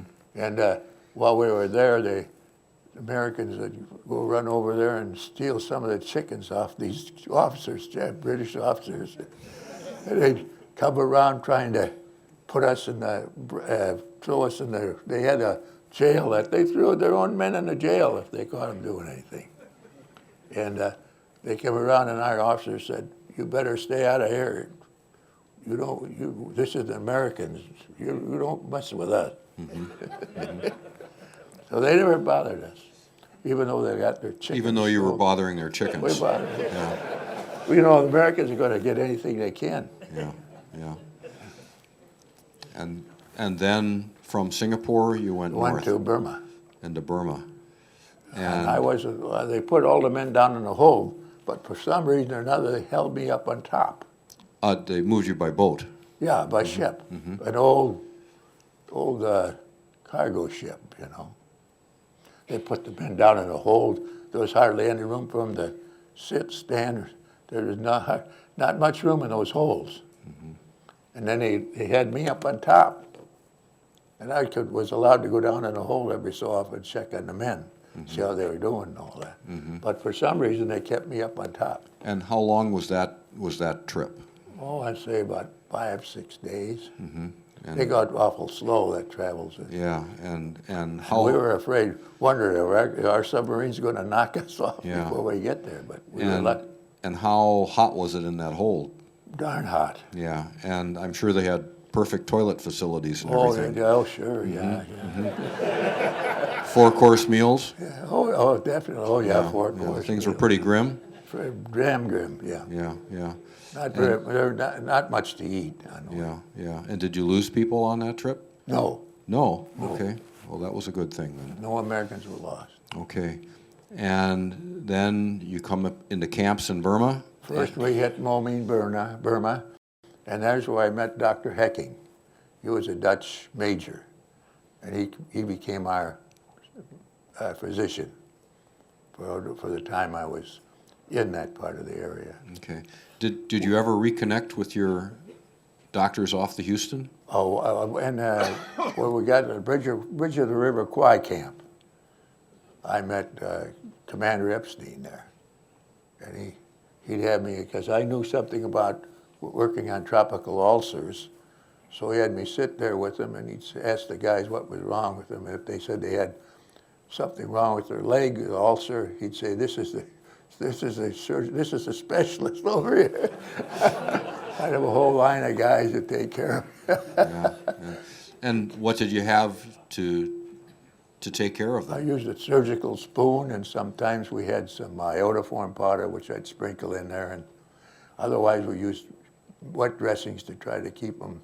And describe exactly what the ailment was. It's a tropical ulcer, which is it eats into your flesh. It's an open sore. Yeah, An open It wound. starts with a little scratch, maybe that a guy got out on the road when he was on the railroad working, and then the flies get at it, and it turns to a tropical ulcer. And how big could these ulcers Oh, get? they got that big around. Like 4 or 5 inches? Oh yeah, and something they like went that. deep. Yeah. You had to be careful that they didn't get down to the periosteum, because once they got down there, they had to remove the legs. And We what, didn't have any in our group. We had no ones that lost their legs. but you said you had a surgical spoon. Yeah, I use it. What's a surgical spoon? It's a round spoon. It's very sharp, and you go in there with it, Clean out the... clean out the ulcer. Did you use maggots to get rid of the dead flesh sometimes? never did that. Never did that, okay. We use like tea, cold. You take tea, cold tea, and put it on the bandage, and so it'd soak in good, and then I'd get in there and get this out, the pus out. And no painkillers. No, there's poor guys. I felt sorry for them, but nothing I could do about it. If they wanted to keep their legs, they better just get taken care of. And no good facilities for amputations either, I would imagine. No, there wasn't any very much, but you know, they'd operate wherever they could if they had to. But not in our case, we had none, because we had Dr. Hecking, and he taught me pretty much about what had to be done in order to keep these guys' legs in shape. And these are the guys that are off working on the railroad. If you saw the bridge Yeah. on the River Kwai, that's what he's talking about. Yeah, they're That's building the camp. bridge. You know, now, the bridge over the River Kai was not accurate at all. Yeah. Not accurate at all. And- it was just a Hollywood. You're talking about the actual bridge or the conditions in the camp? I'm or? talking about everything. I'm talking about how they came over and bombed the bridge. They didn't do what they should. Right. They came over with B-17s and blew the hell out of it. Then the guys would start working on it again, and they would let the guys get it. Then they come back over and bomb the heck out of it again. Right, yeah. Constant fixing and bombing. Yeah. And generally, They conditions... also strapped us. You know, they didn't know we were prisoners of war. The bombers didn't, No. right, yeah. You come in there and you could see the belly gunner down there coming down at you up in a slit trench. And bombing the prison camps you're talking about, or Well, were they you... came over and they bombed the bridge, but they'd come over the camp, and they're machine gunning as they're coming over their camp. Because the Japs are up there firing at them, you know. They just think it's a Japanese camp. That's what they think. It's don't not marked as a prisoner of war camp. It's not marked with Red Crosses or anything like that. And they put us right next to the bridge. Yeah. And how long were you there? Till the end of the war? No. I went from there by a train down to about 80 kilometers south of Bangkok. And I met up with some other Americans down there. Okay, from the Houston? Yeah. Okay. And Rainy Day was another corpsman, and he had me showing him how to take care of these guys. He never knew how to take care of these ulcers like I did. So I was showing him how it had, and he was a second-class petty officer, so. Yeah. And you're there then till the end of the war? Yeah. And what was the process of your liberation? How did that happen? Paratroopers came in. Americans? Yeah. They called it the Amerikel Division. They were Army, Navy, and Marines. There was a mixed group. And there was a Major Bartlett was in charge. And they came over first with planes and dropped leaflets and said they were going to come in the next day and with the C-46s and pick us up. And what was the situation at the end with the Japanese guards? They disappeared. So one day they're just gone. One day they're gone. And you didn't. This was before the leaflets came. Did you know what was going on when the guards disappeared? The guards disappeared, and we didn't know what the reason was. But of course, when they dropped the leaflets, then we knew right away the war was over. Yeah. Yeah. But what are you going to do? You're there. No, all we did was wait for those planes to come in, and we put the sickest people on the first planes. Okay. Then the rest of us went out after that. Then we went to Rangoon. We landed there first. Then they took us from Rangoon to I went into the 142nd General Hospital, Karachi, India. It's not India anymore. It belongs to Pakistan now. But that's where they had our hospital, 142nd General Army Hospital.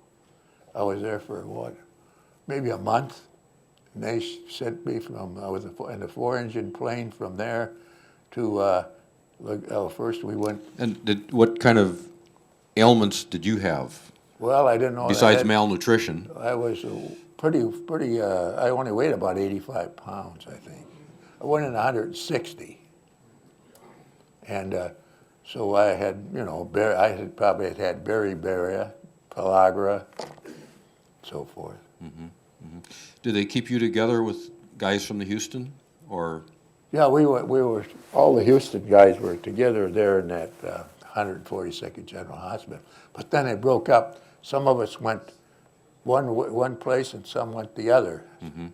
I wound up because on the way back on the plane, I was sitting there and the nurse said to me, have you been taking Atibrine? And I said, what is Atibrine? I didn't know that they used Atibrine for malaria because when we were in prison camp, we sometimes got quinine, which was the original use.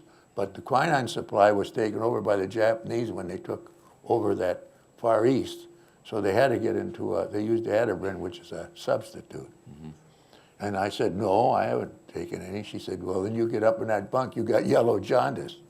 So I found out I had jaundice. And I think it was maybe because I had so much malaria. Now, did your family at home know that you'd been taken prisoner? Not until 1943. Okay. My mother got a card from me. And so after you're in the hospital in Pakistan, or India at that time, did you go home from there? No, I went, like I said, I went to the hospital. I went to St. Albans Hospital first. Okay. And I was in there they were shooting me with liver extract in my rear end, so I got so sore I couldn't sleep I had to sleep on my stomach. And they kept shooting me every 4 hours or so with this extract. And then I got rid of the jaundice, and then they gave me 120 days leave. That didn't count against my leave time. Back home to Minneapolis? Yeah, and I went back a third-class petty officer, and I came back, and when I came back in January, I came back into the hospital, and I was sitting there, and this chief comes in, and he says, you're out of uniform, sailor. And I said, what do you mean? He said, you made chief, you're chief petty officer now. What are you doing in third-class petty officer uniform? That's how I found out it made chief. Yeah. But the commander had promoted me all the time I was in there, and I didn't know it. How was your experience coming home? I mean, did your mother talk to you about when she thought you were dead? And Well, I didn't. I told my mother I didn't want her coming out to New York because I wanted to get fed up a little bit, look a little better before I came home. So I just told her I'd be coming home shortly. But what was her experience? Did she talk about that at all? Not very much. Uh-huh. She was just glad you were there. Oh, sure. I'm sure she was mighty worried. Yeah, yeah. And did you have siblings in the service too, or were you an No, only just child? me. I was the only one. Okay, My okay, others were too young to go in at the time. okay, okay, okay. I was the oldest. And so you came back, you're a chief petty officer in the Navy, and I think And you, they put me on duty in Minneapolis, at the air station in Minneapolis. okay, And I was working at a desk there, a final check desk for men coming out of the service. And I'd ask them if they wanted to put anything down in the medical records. And most of them didn't want to tell you anything because they wanted to get the heck out of there. They thought that if they said anything, you'd put them in the hospital or something, which we weren't going to do. But then, of course, later on, if they wanted to get something done through the VA, had to go check it somewhere. They didn't put it in their records. sure, sure. Had a tough time. So you stayed in the Navy until when? 1947, And then you got out for about a year less than a year, almost a year. and tried to go back in, Yeah, and? and they didn't offer me the rank I wanted, so I told them to shove it. But, Then I Your went other over, option? I went over to the Army and I asked God them, bless the Army. what rank will you give me? And they said, we'll be a tech sergeant. So I said, okay, I'll take it. That was one rank lower than a chief. Then about a little over a year later, I made master sergeant. And you did, I worked as a food inspector and, for the Navy, Army, Marines, and Air Force. and you did that until, 1963. so your career in the military. Okay. Is there anything else you want to say before we go to questions and answers? Not too much. I Okay. think you just about Well, covered it. thank you very much. Do you want to come and join us here? You want to come up? Yeah, come on up.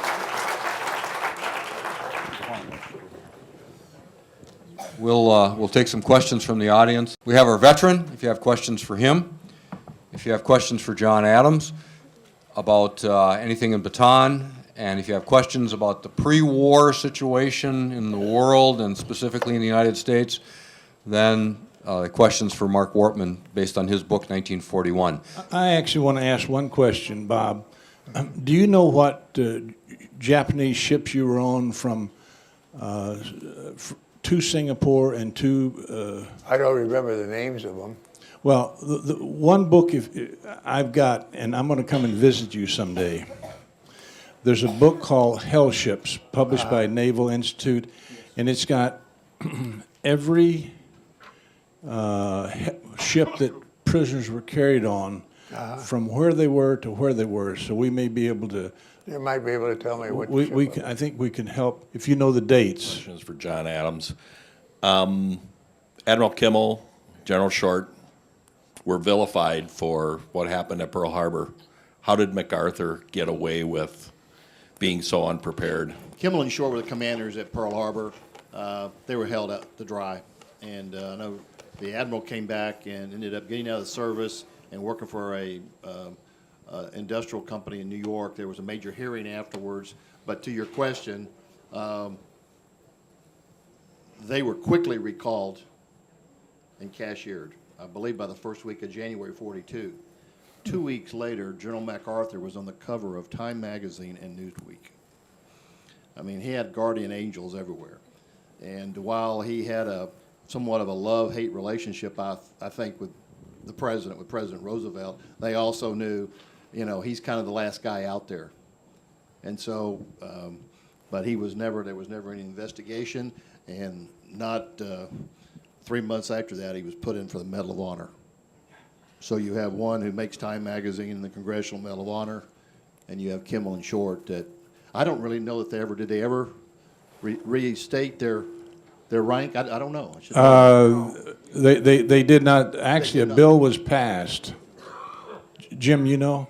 No, they did not. No, but a bill passed Congress, The bill passed Congress, and but and the Bill president didn't sign it. Bill Clinton did not sign it. Is that okay? Yeah. Did you hear that? A bill did go into Congress, and Bill Clinton did not sign it. I'll tell you another strange thing I came across. MacArthur is such a strange character. Wainwright, who took the burden of the real brunt of this, of the command, the surrender, and the treatment. I mean, he walked into camp, and the first thing, some Japanese corporal hit him across the face with a rifle butt and damaged his ear and everything. And I mean, he stood like a man and went all the way through, then came home. In the meantime there, he was recommended for the Congressional Medal of Honor, and MacArthur vetoed it.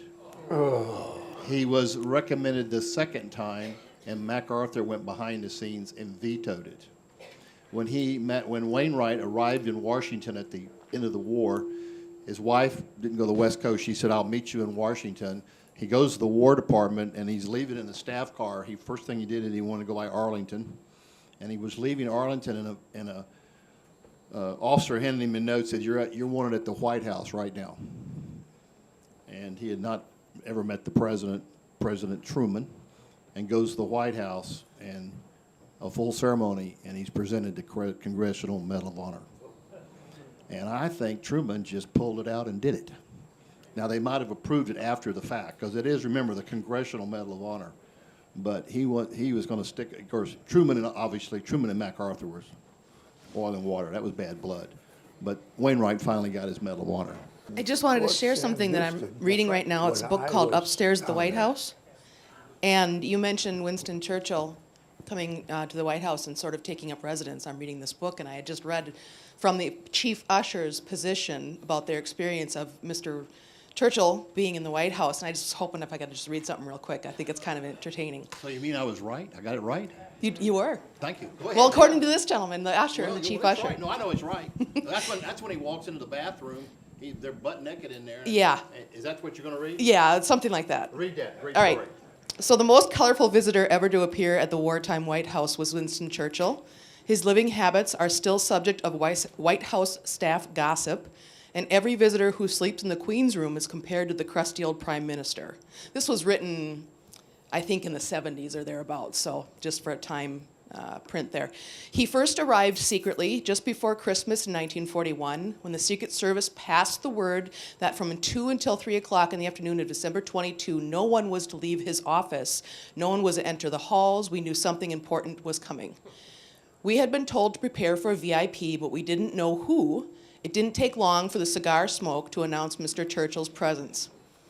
Mrs. Roosevelt had arranged for him to stay in the Lincoln bedroom, then located off of the west wall. The favorite of most male guests was this Lincoln bedroom. However, he didn't like the bed, so he tried out all the beds and finally selected the Rose Suite at the east end of the second floor. The staff did have a little difficulty adjusting to Mr. Churchill's way of living. The first thing in the morning, he declined the customary orange juice and called for a drink of scotch. His staff, a large entourage of aides and a valet, followed suit. The butlers wore a path in the carpet, carrying trays laden with brandy to his suite. We got used to his jumpsuit, the extraordinary one-piece uniform he wore every day, but the servants never quite got over seeing him naked in his room when they got up to serve brandy. It was the jumpsuit or nothing. In his room, Mr. Churchill wore no clothes at all most of the time during the day. One day, the valet wheeled President Roosevelt up to get to the Rose Room, opened the door, and then there stood his unclothed guest. The Prime Minister didn't mind, but the President did. He quickly backed out into the hall until Mr. Churchill could get something on. Churchill had a captain he kept with him, one of these horse holders, and you think he's a staff officer. And in that in that briefcase was scotch and glasses and everything, and he was to shadow Churchill in case he couldn't find a glass. He had this captain with him. Remember, they thought this captain was carrying secret war plans and all this stuff. And boy, his sharpest, tall-looking British guy they had, he was just carrying the whiskey around with him for the Prime Minister. There's a great book, Christmas 1941, by Weintraub. You might want to compliment that with. This is a question for John Adams. There were quite a few Filipino troops who were on Bataan, etc. Do you have any comments about their service and how they were treated by the Japanese? They were treated terribly. The Japanese are a very racial people, Oriental. It's just the way it is. They were, the Americans got extremely harsh treatment, and the Filipinos were even worse. The death toll at O'Donnell when they arrived after the 21st and 22nd initially was 100, and I tried to figure it out, and the 100 was 25 Americans and 75 Filipinos. Within a week, it went to 400, 100 Americans and 400 Filipinos. The Japanese actually panicked in a way and closed down that camp, so to speak, and transferred part of them to Tarlac and to Cabanatuan, and very quietly released a lot of the Filipinos just back into the jungle, just said, get out of here. But they didn't have all the clothing, they weren't trained, they weren't fed. And oh, by the way, we still support and have military obligations to the Filipino scouts to this day. I mean, and we met them over there, and they're now in their 90s and their families, but the obligations that were made to the Philippines, just like the Montagnard in Vietnam and some other areas where we fought, that relationship, and they honored that to this day. Legislation passed very quietly about 6 months ago, 8 months ago. It was tacked to a bill for funding to make sure for their medical or whatever. Since they stood with us, we'll protect them. But they were treated extremely bad, extremely bad. Okay, so we've mentioned the 194th Tank Battalion, and with many, many, many units in the military, there's no legacy. I think of all the divisions that served in World War I, World War II, and they're terminal. They just ended. They don't have a legacy. They don't carry on. Well, the 194th Tank Battalion's legacy started, I would guess, in the 20s with the 34th Tank Company, and then expanded into the 194th Tank Battalion in 1941, and has continued into Iraq. And the service in the Minnesota National Guard. So some of the members of the unit are here, and the head of their Veterans Association, is that the correct term? Larry Oswald is here. So Larry, I'm going to let you take the mic and talk about the 194th and introduce our 194th soldiers here.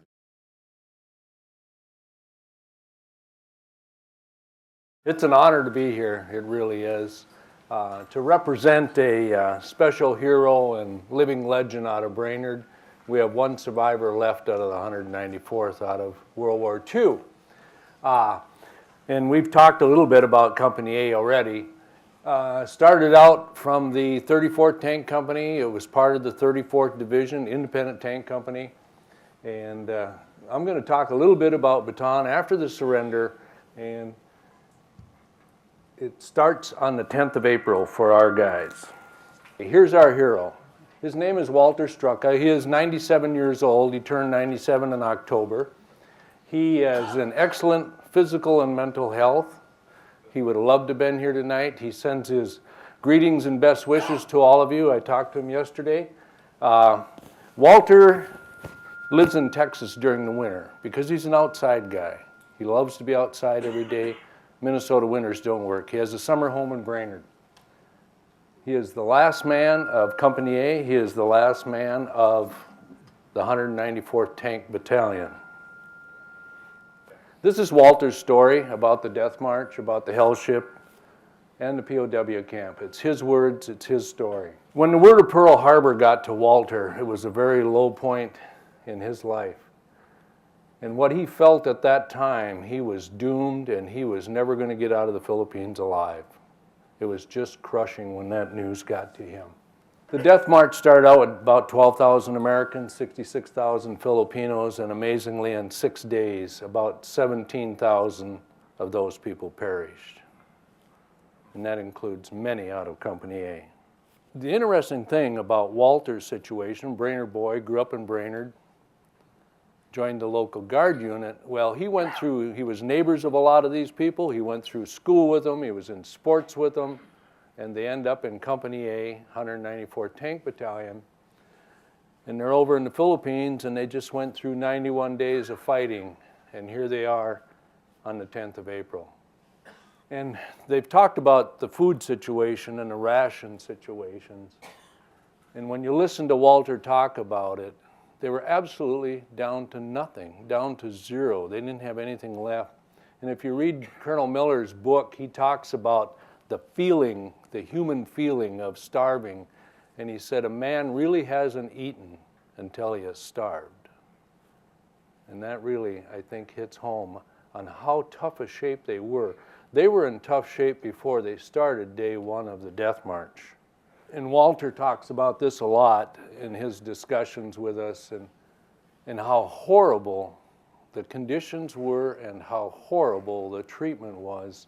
And he said, if you would try to think of the most horrible thing you could do to another human being, you couldn't match what was happening there. Just amazing. And of course, the people were dying on this death march from virtually everything: the disease, the starvation, the heat, and the horrid treatment from the Japanese guards as they're on this death march. And Walt credits the Philippine civilians with saving his life from starvation. As they were marching on this march for 6 days, the civilians would sneak food to him, would sneak water to him, try to help him out. The problem was, if the Filipinos were caught doing that, usually they were killed, and most likely the American POW who accepted that food or water was killed on that site too. So it was a horrible situation, but Walt really feels good about the help from the Philippine civilians. They started out the first day and they marched on up to San Fernando. And at that point, they loaded into these boxcars, and Walter said, these hot, old, stinky, dirty boxcars, they forced them into these boxcars so tight, and then they would slam the door on them and lock them. He said you could not get another body in that boxcar. And the train trip was about 25 miles up to Capus. And from there, they marched into Camp O'Donnell. And at this point, when Walter gets to Camp O'Donnell, for the only time in his life, he claims, he contemplated suicide. And he says that O'Donnell, the situation was horrible. There was no latrines, there was feces all over, vomit, and the stink and the bugs, insects, and the mosquitoes. And he said it was just horrible. He said you'd be so thirsty, and you'd have to stand in this long line in the sun just to get a sip of water. And it wasn't enough water to help you, it was just a sip of water. And the malaria, of course, that's been talked about some here tonight, malaria was running rampant. And the mosquitoes, not only giving them diseases, they couldn't sleep because the mosquitoes, they were just infesting around them. Walter saw this guy, a Brainerd boy. He joined Company A at Fort Lewis. He had driven his motorcycle to California, couldn't find a job in Brainerd, got a job in California, joined the Guard. But when he hears all of his buddies from Brainerd are at Fort Lewis, he asked California for a transfer. They said, no problem, they transferred him. You won't find Julius's name on the bronze plaques and etc.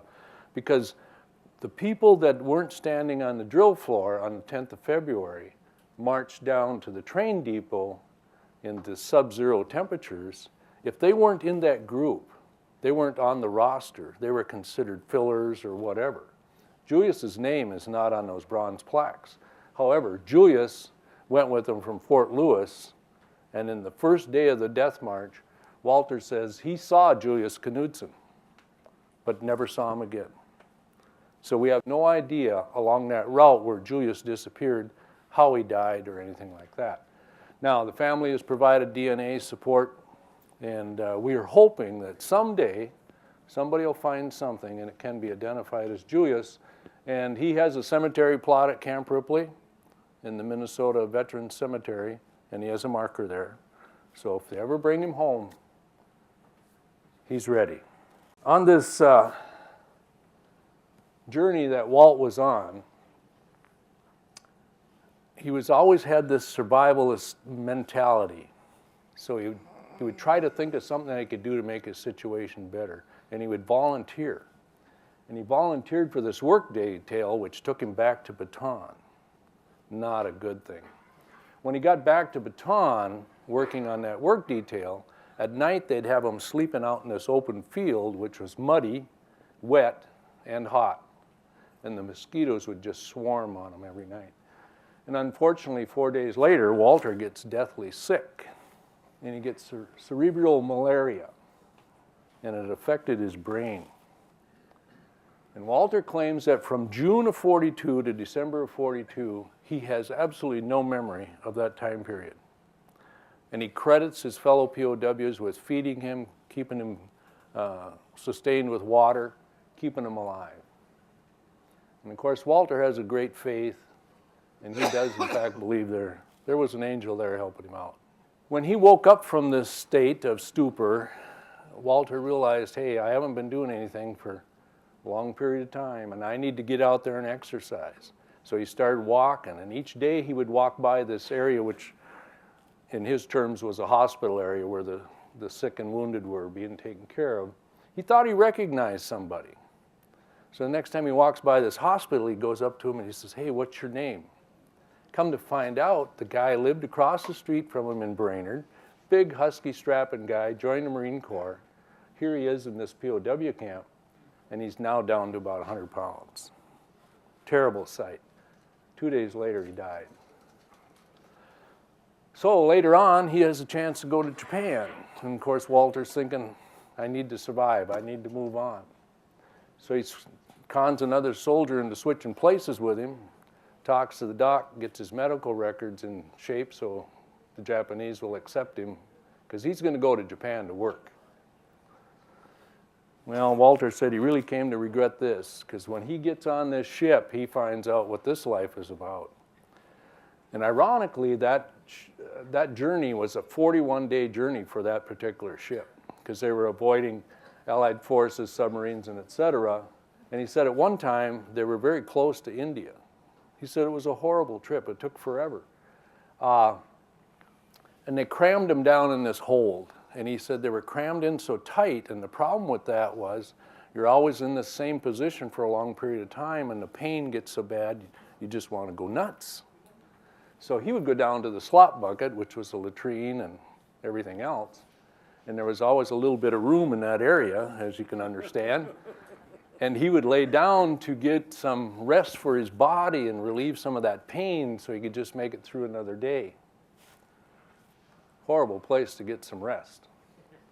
And when men died from whatever, maltreatment from the guards or whatever, from disease, starvation, they merely threw them overboard. There was no ceremony. It was just garbage going over the side of the ship. One night, Walter, he's up against a boarded barrier down there in a hold, and he's feeling around on these boards, and he slips his hands through between two boards, and to his surprise, there's dried fish in there.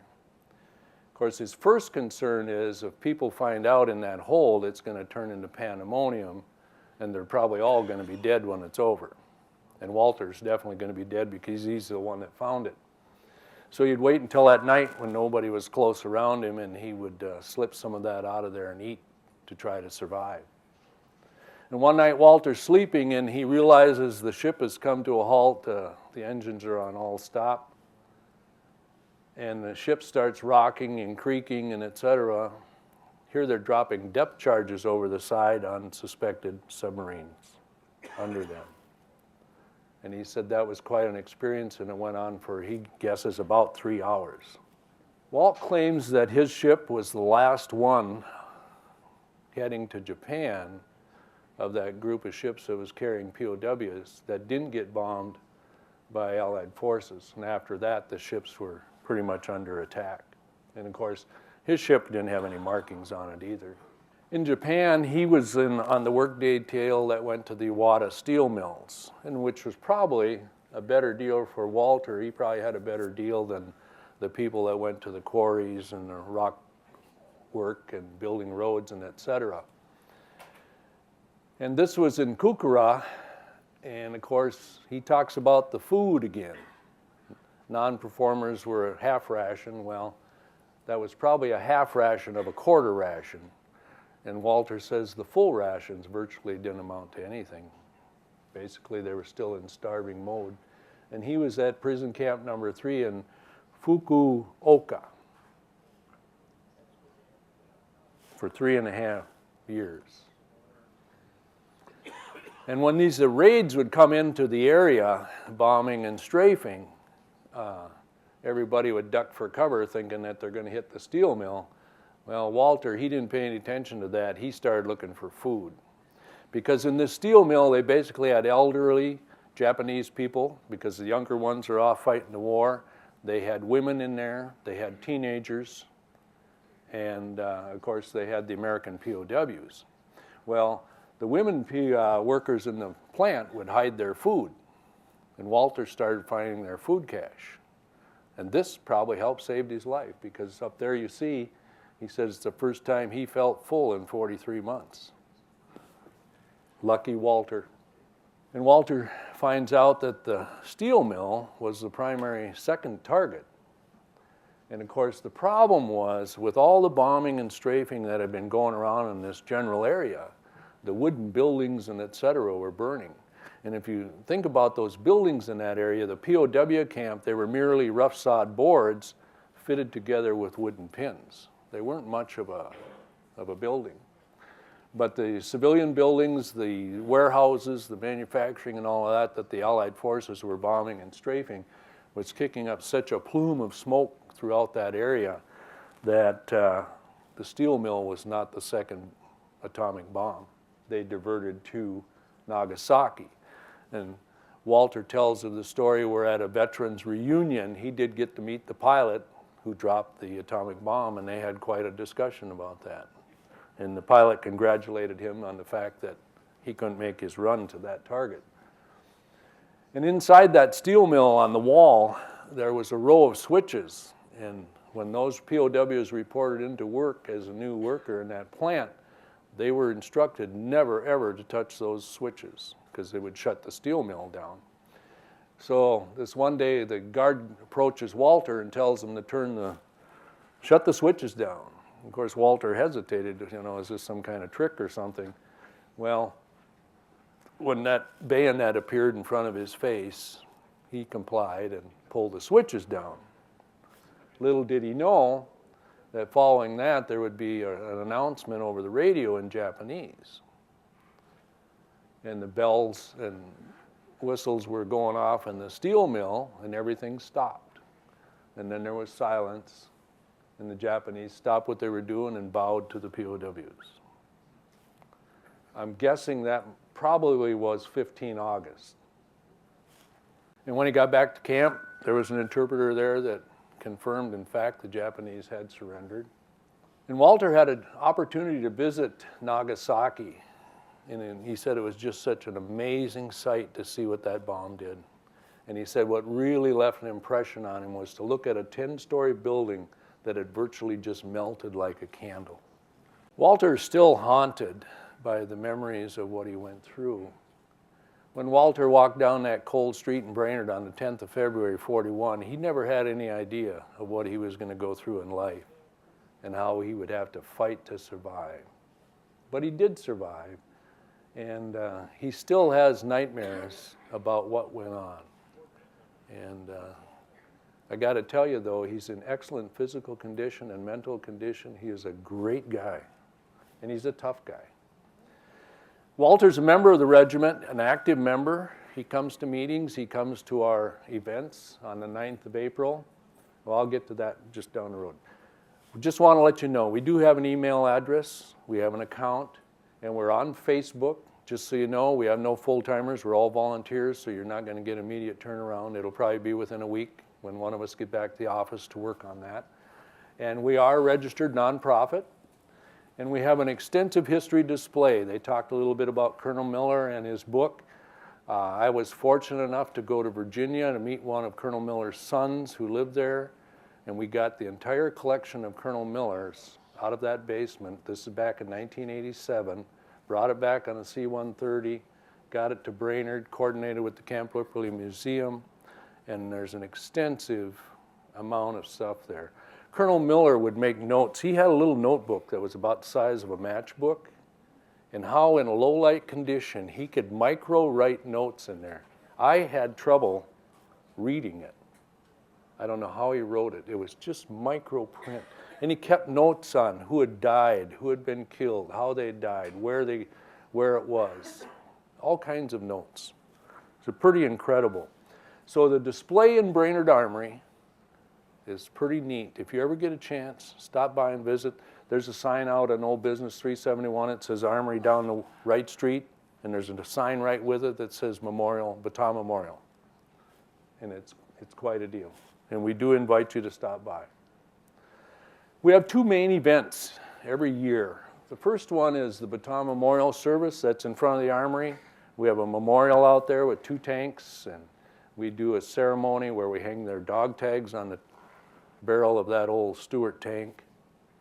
And we lay the wreath, and we invite all of the relatives to be there. It is really a nice service. And then we have the Bataan Memorial Death March. This past summer, they had 309 participants in that. It's either a 10-mile course or a 20-mile course, whatever their choice is. There's a 1-hour ceremony prior to it, starting at 8 o'clock. And at 9 o'clock, it starts out in front. And both of these events are hosted by the 1st Combined Arms Battalion that is headquartered in Brainerd. And they do an excellent job. Remember Bataan, never forget. Thank you very much for this opportunity.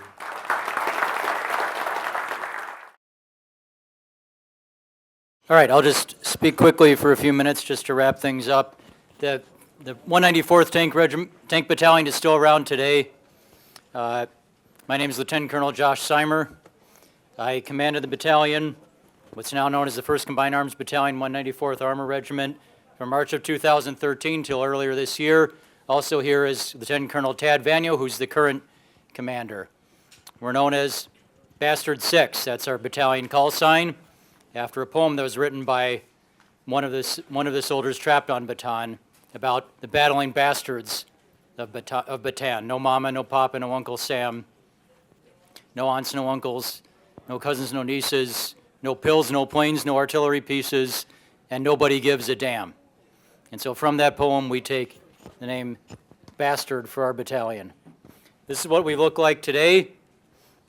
We're a larger battalion than we were before, and we're a combined arms battalion. So we have, those symbols mean we have 2 infantry companies and 2 tank companies, a headquarters and headquarters company, which includes battalion commander and staff, mortars, scouts, medics, snipers, and an FSC, which stands for a forward support company. Now on Bataan, we had the 17th Ordnance Company supporting us.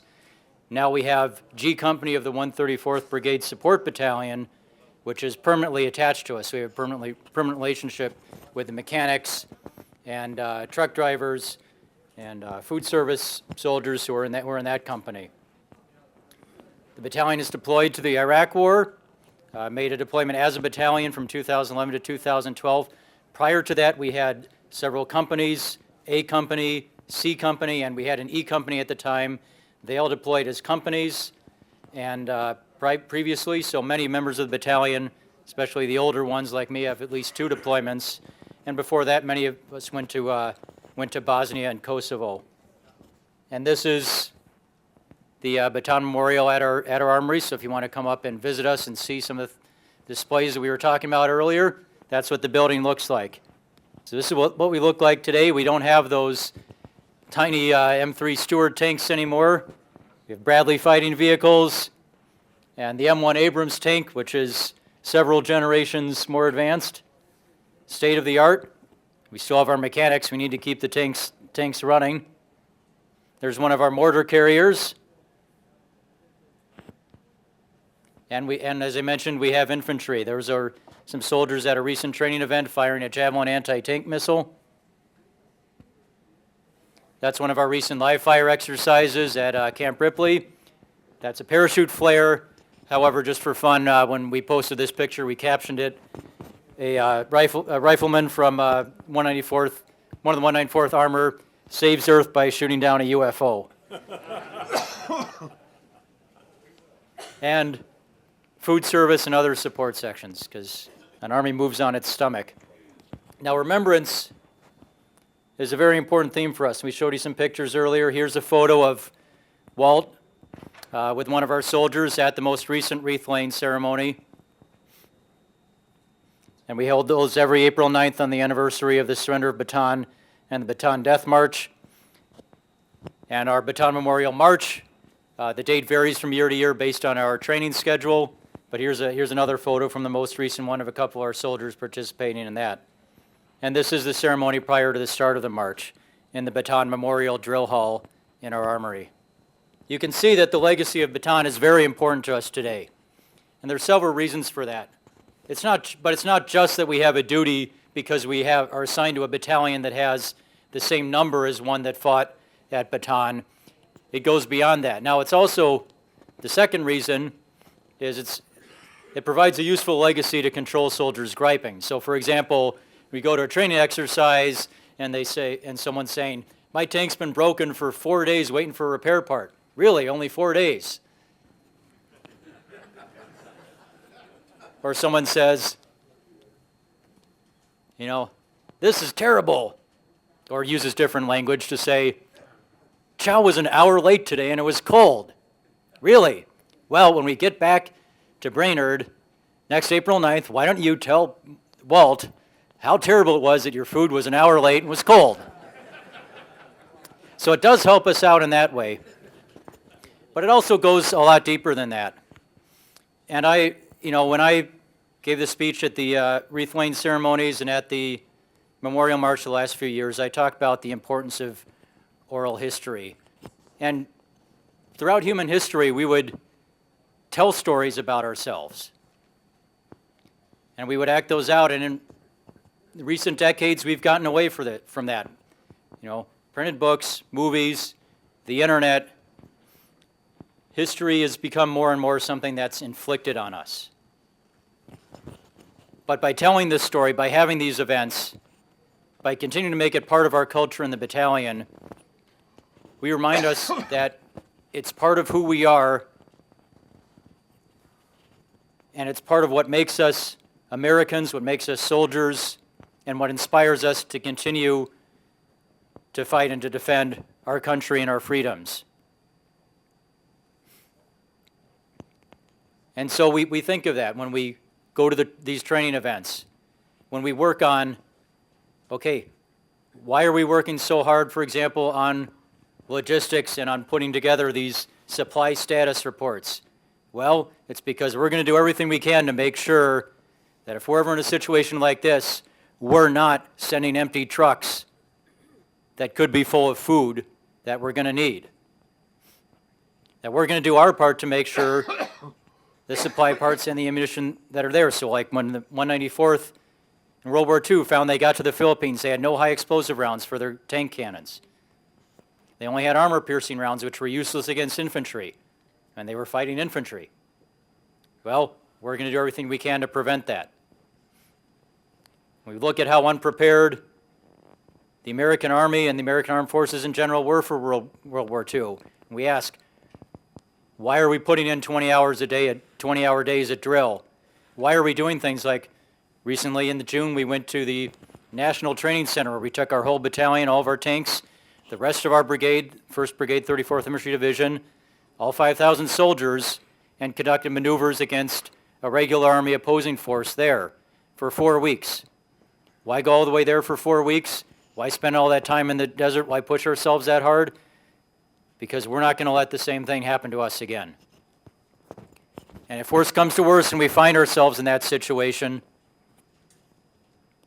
we can look back at what Walt did, what Colonel Miller did, what all the other members of the 194th Battalion did, and say, we will be true to their legacy because that is who we are. Not just a story. It's a story we tell and a story we remind ourselves and a story we take to heart. And we remind ourselves of it not just on April 9th, not just when we hold the Bataan Memorial March, but every single day, every time a soldier salutes an officer. It's our motto. Remember Bataan, never forget. So thank you for coming here tonight. Thank you for listening to the stories of Bataan. Never forget. Support for this program provided by viewers like you. Thank you. Additional support provided through the Catherine B. Anderson Fund of the St. Paul Foundation. Upcoming roundtable topics can be found at www.mn-ww2roundtable.org. Production services provided by Barrows Productions.